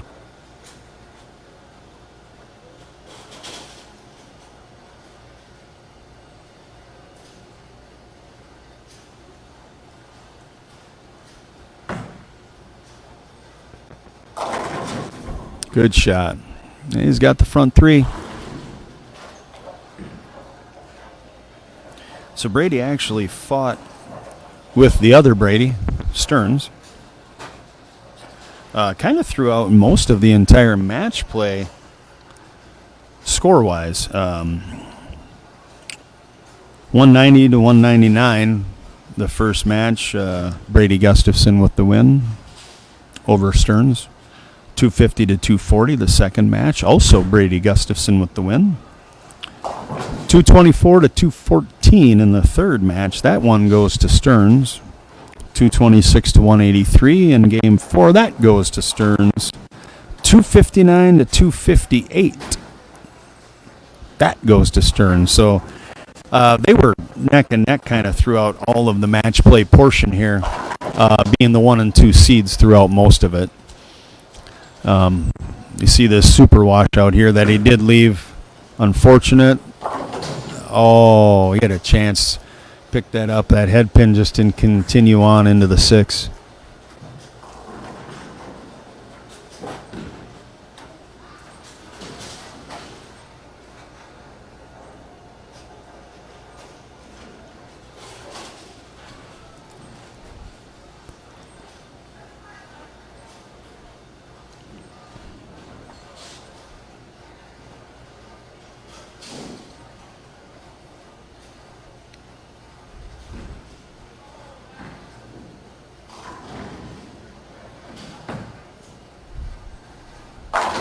There was a good shot. All right, good recovery. Good comeback.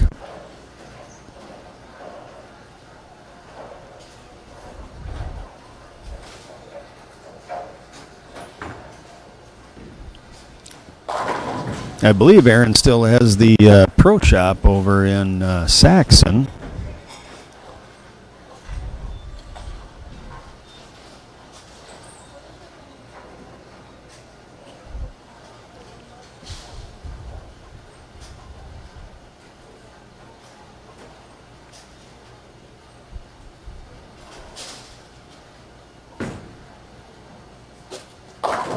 Yeah. I think that one looked like he got that a little right quick.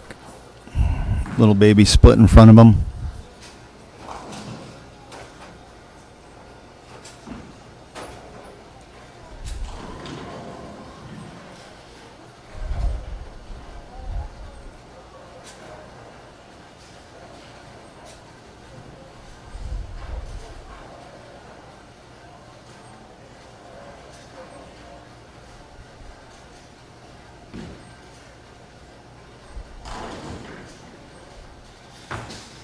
Get 2. Nope. All right, well, that left lane has proved to be costly to him back-to-back frames here.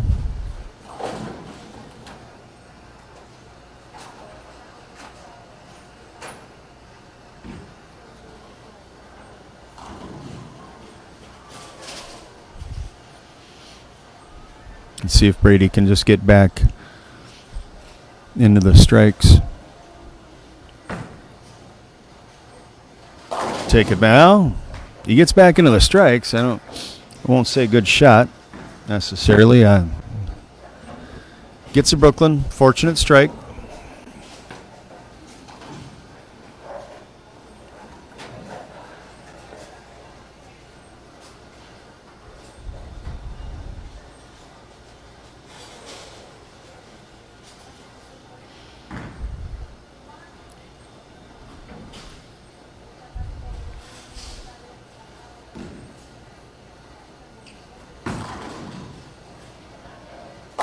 There's a good shot.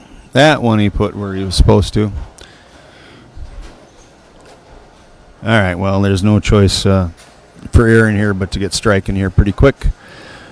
Brady does have the one open, but he hasn't missed outside of that. Arron's got the 2 opens. He hasn't missed outside of that. So, unfortunately, him are coming, in between some strings or a string.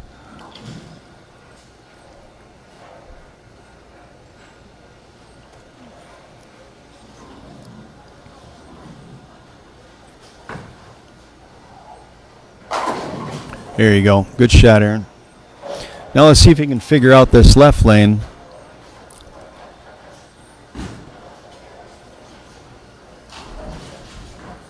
He's had a 210 on it. So I don't know if he tried to make a move off of the 210, thought he had made a good shot and made a move off of it, and then left the baby split going high. But either way, he needs to definitely figure this lane out and quick, because it looks like Brady only had that one mistake so far and is kind of back on it.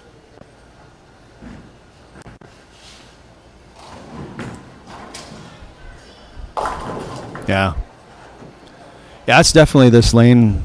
He's seeing something different. I'm kind of angled out of my off of him, so I can't really see it well, but there's something about the left lane he's definitely not liking.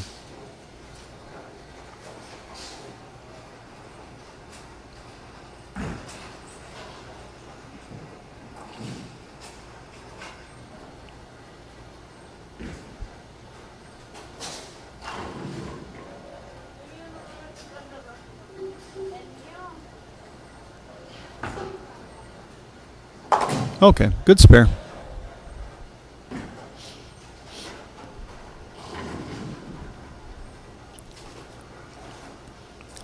Well, you really needed to find a way there to get a double, I believe. A lot is going to depend upon what Brady can do here. And with both of these being in their first step ladder, you don't know where the nervousness level is.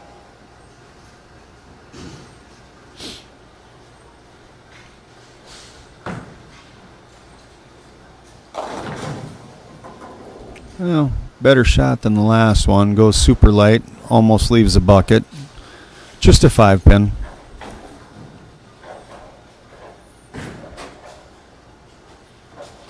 Not a better score than last time. The Brooklyn that he carried last frame on that right lane was better, but he definitely executed a better shot.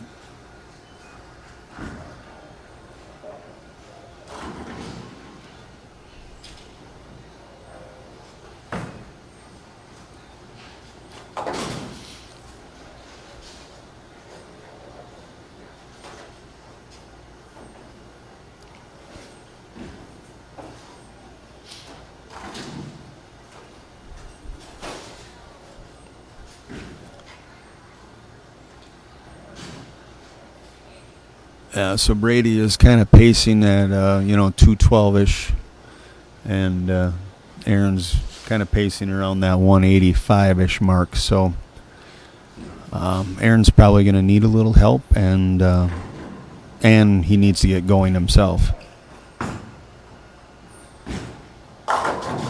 Good shot by Brady. Won't matter much what Arron does if Brady keeps doing that, because he does have the lead, and could obviously, if he strikes out, just walk away with it. So, but in Arron's mind, he needs to strike here, and then he needs to figure out that left lane right after that.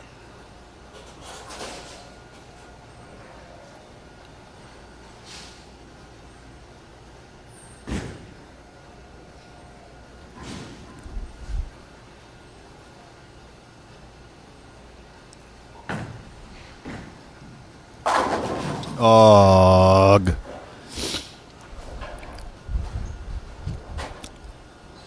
Not his fault.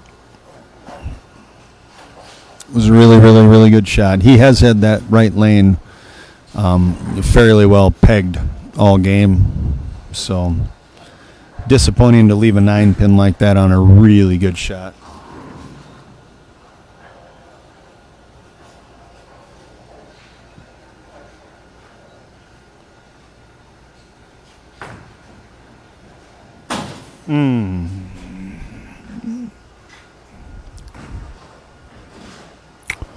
Well, that's the second single pin in 2 games that we've seen him miss. He was able to get get away with the other one. Did it in the 9th frame and then came back and punched out for 220. But unfortunately, I don't think this one is going to be as forgiving for him. So.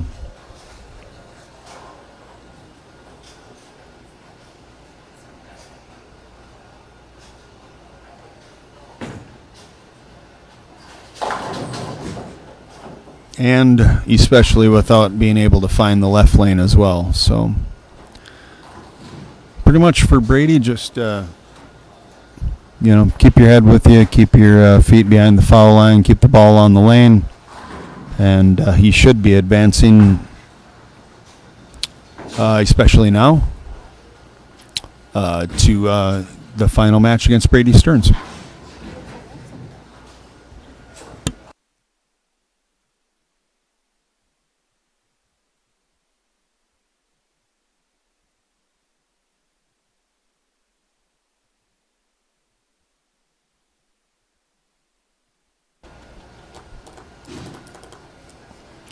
So Gustafson still has 242 potential.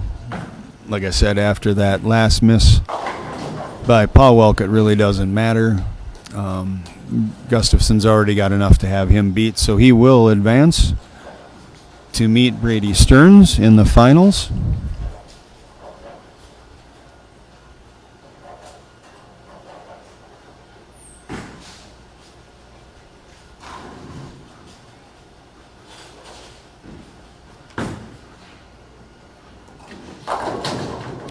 Good shot.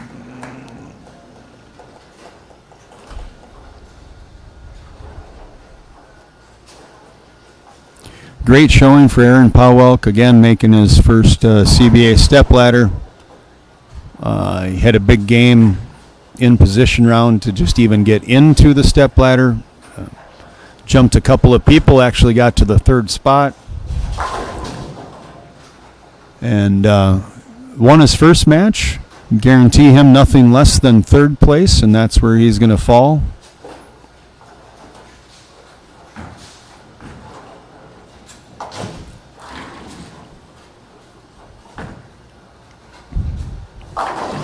All right, so we're going to have Brady Stearns, Brady Gustafson in the finals.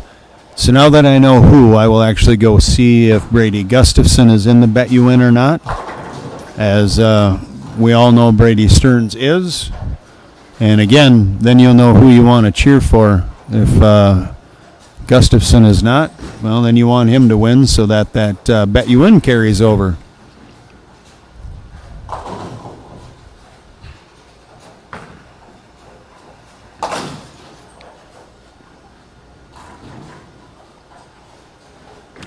Really good game for Brady. He only had that one open. He left that super washout in the fourth frame. Other than that, I don't remember the single pin he left, but only one single pin outside of that. And then he was fortunate enough to get one Brooklyn.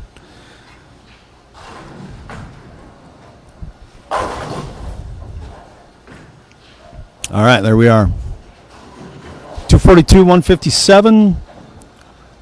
We will advance to the finals here. Turn the mic off. They're going to have a couple practice shots on each, and then we'll be back.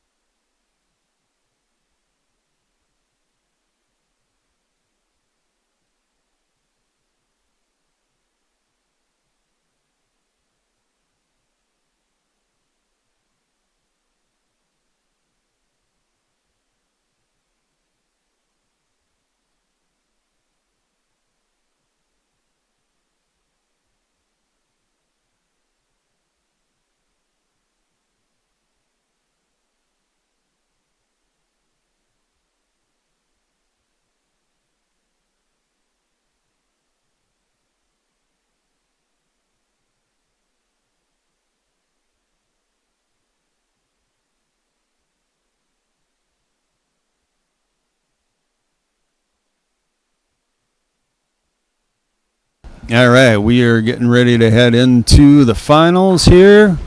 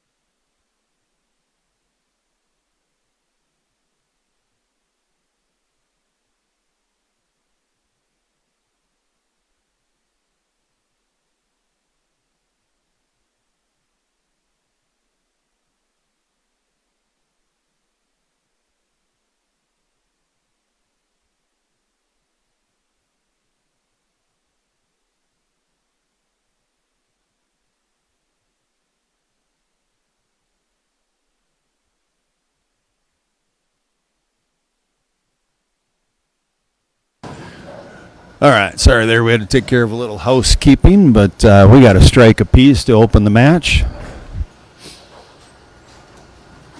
The two Bradys have decided to bowl for the prize fund, and they will split the bet you win amount, which is just fine by us. So,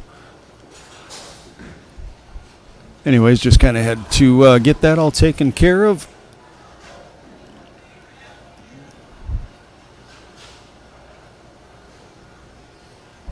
Smart choice, Henry.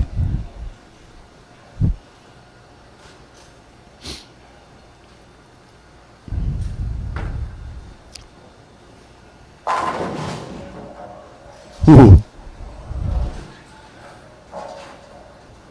That was pretty.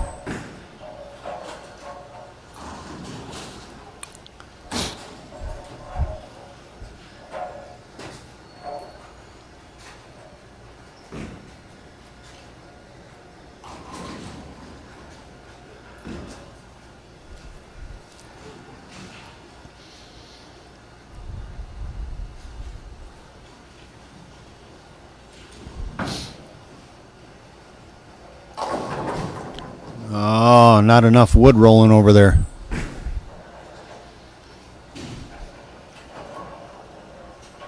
There were like 3 pins rolling at that thing. Not one of them could get there.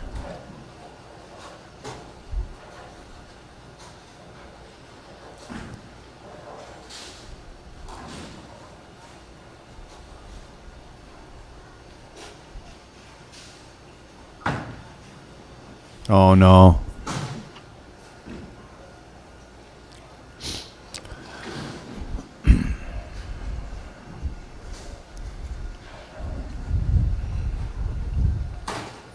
You never know how much the nerves play a part in any of it. These two have bowled against each other many times. I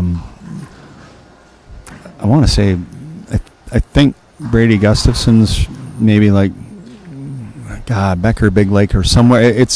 Or it could even be St. Cloudy, because he's at all of our events, and then obviously Brady Stearns is at a lot of our events too.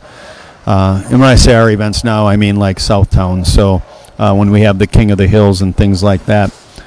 So these two bowl against each other, on this kind of stuff a lot, because both of them come to just about every King of the Hill. But you sometimes wonder, as kind of everybody knows who Brady Stearns is. There's a certain level of apprehension, I guess, that maybe you feel each time you have to shoe up against him. That maybe that just kind of gets in the head a little bit. And maybe he's just straight up feeling nerves from being in his first CBA Stepladder finals.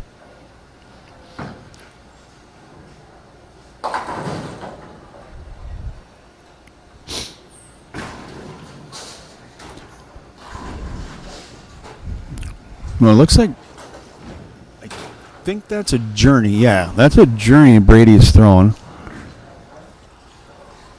I saw him throwing the idle Helios through. Again, I didn't watch a lot of qualifying, busy actually running it, but through a lot of the match play, I saw that idle Helios going down the lanes a lot for him.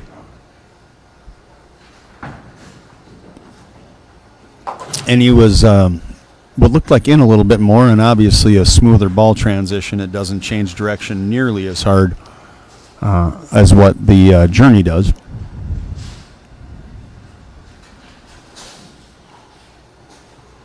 And it looks like he's kind of gone definitely more outside and kind of like at the gutter, where we talked about over the last handful of matches.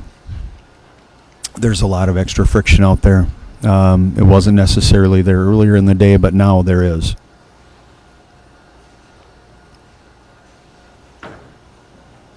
That was in. Yeah. I don't know if he missed or if that just didn't quite get to the spot he wanted, but that looked a solid 3-4 boards left of where any of the others had been so far this match.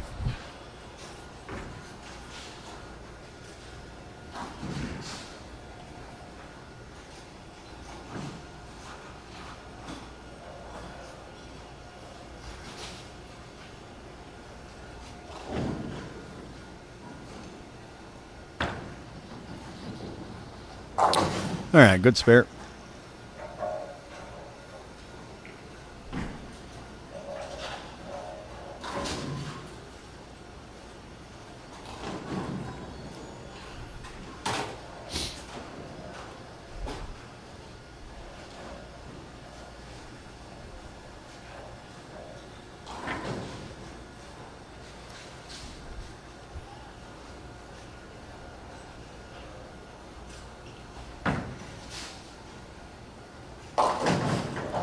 Yeah.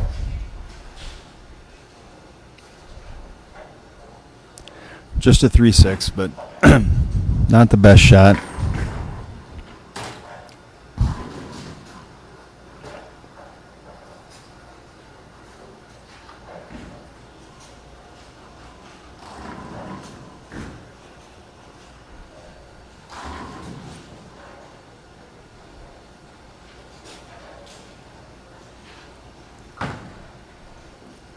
Two.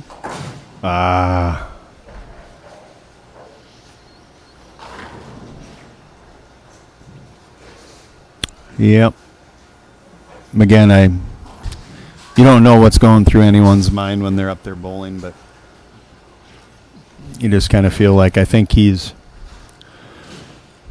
probably a little overly aware of, who he's bowling and what it means. He's young, he'll be back a lot. But I think he's probably just got some nerves that are kind of digging into the focus level right now.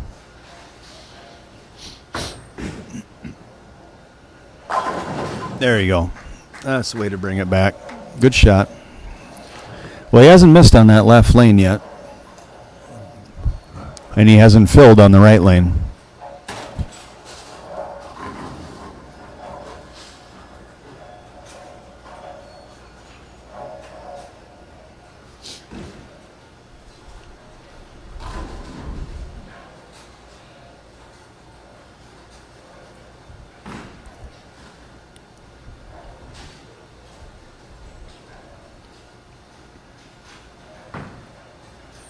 Yep. Yeah, that one he got, again, that last one on the left lane was noticeably inside of target. That was right back kind of probably in that 2-3, 3-4 board area. Definitely right of the first arrow out there down lane. Set up beautifully.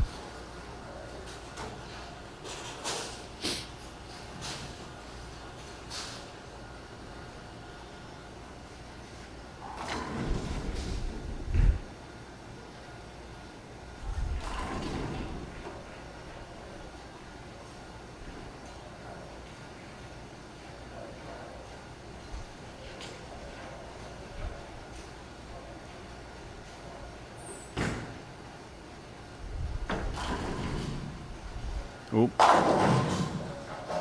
Huh.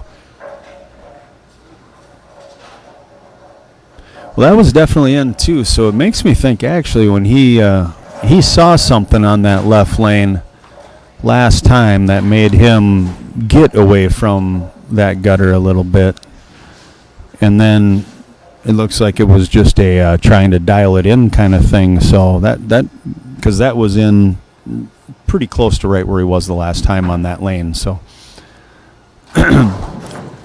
yeah, and the right lane just continues to be a struggle for Brady Gustafson.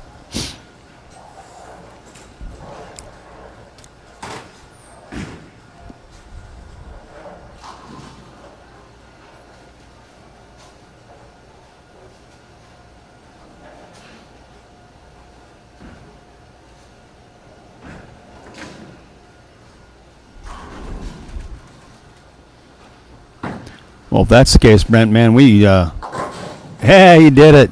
Filled on that right lane. We picked the right pair then to have as our championship match on. That's awesome. I assume because of the PWBA and everything, you had to have all of those topographical, reports done and all that. So, that's really cool to know. So, I mean, if they're seeing anything on the lanes that are different, then it's what they're seeing or what they're doing that's creating that. So that's cool info.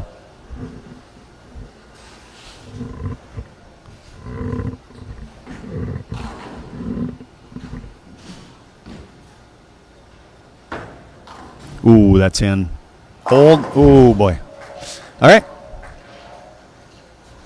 That is his good lane, though.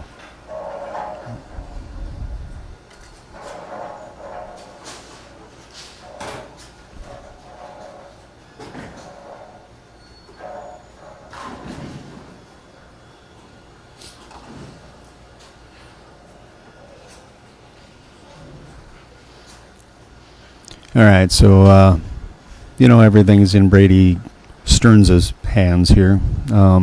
He's got a good lead, and he's got a good look.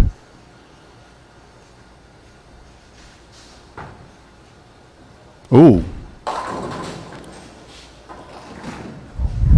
That's fortunate to just have a 10 pin, but it probably wouldn't have been much more than that 6-10 with the 6 falling late. So, but that hooked early on him. For whatever reason, that definitely sparked up a little quicker than the last few have. Doesn't even look like it ever got to the spot, never made it that far enough out.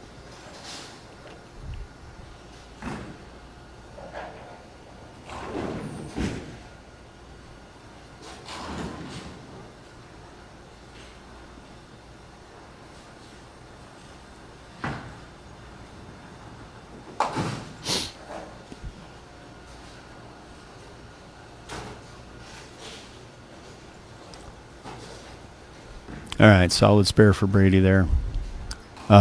Stearns. This has got to be one of the harder step ladders and even match plays that I've had to try to do. First, you have Lucas Hersrud, which you're trying to say names on a fairly quick, pace. I jumbled that like 5 times today. And then you got 2 Bradys.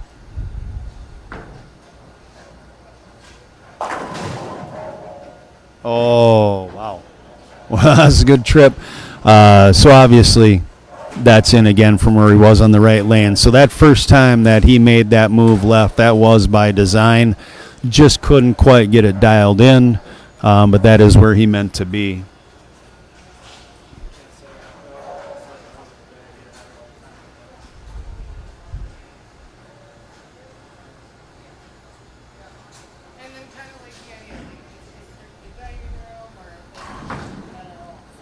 Kind of fell out of that one. I think he just, if he could have kept balance a little better, he probably just finishes that a little better, and that takes that 7 out because he sent a really nice messenger over to the non-existent 10.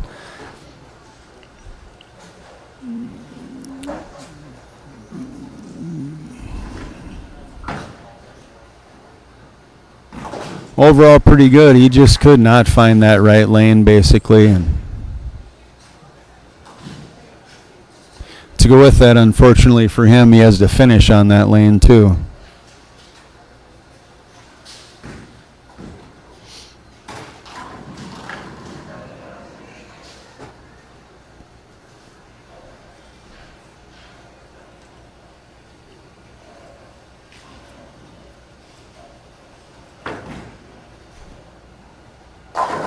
Yep, that's his good lane.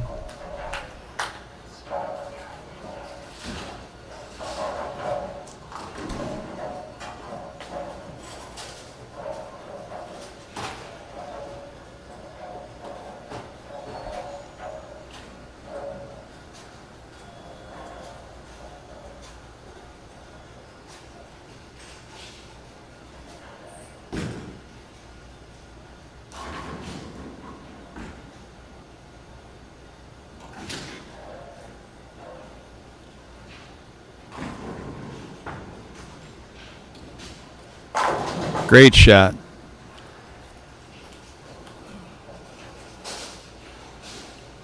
Well, we've got, let's see, Brady G, 196 max. It's over. Brady Stearns will win here at Cedarvale.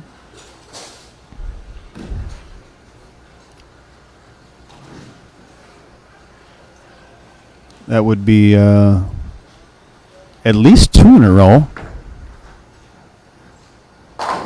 Yeah, great shot. And he finally got that left lane really dialed in, too. That's good. It's at least 2 in a row. I'm trying to remember. I can't remember who won at the start of the year, the first one. But Brady has got last month and then this month under his belt, so... Stearns.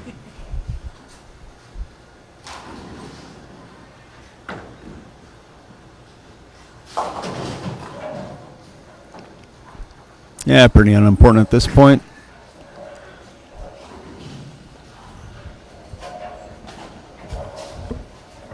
Brent, thank you. Thank you for getting us hooked up, for hosting us, for everything that you do. It's always a great time to come here, and your staff, everybody is always top notch. So thank you. We appreciate you. All right, next month. Good shot, Brady. You finally got the demon. Exercise the demon on that right lane and finally gets a strike. Next month, we are at Sunray. There was a change, so if you're looking at our schedule, it is not on the 18th. We have moved to the 10th, and that's a Saturday. So the MSC is on Sunday the 11th. So if you're a senior bowler, you can make a full weekend of bowling. We're going to be at Sunray August 10th, and then the MSC will be on August 11th. So just make sure you note that date on the schedule. The Greater Iowa 11thframe.com moved on to the weekend of the 18th, so I definitely didn't want to compete. There's a lot of our people that like to bowl that, and so we didn't want to mess with that. All right, we are 233 to 178. Brady Gustafson, a great showing for his first ever CBA stepladder appearance. Brady Stearns, another championship performance. If Corby was here, he would tell me how many that is. I don't remember that well, but it's a chunk and it's growing fast. So thank you, everyone, for joining us. And thank you, Brent, and all the staff, management, and everybody at Cedarvale for hosting us. And we will see you next month at Sunray.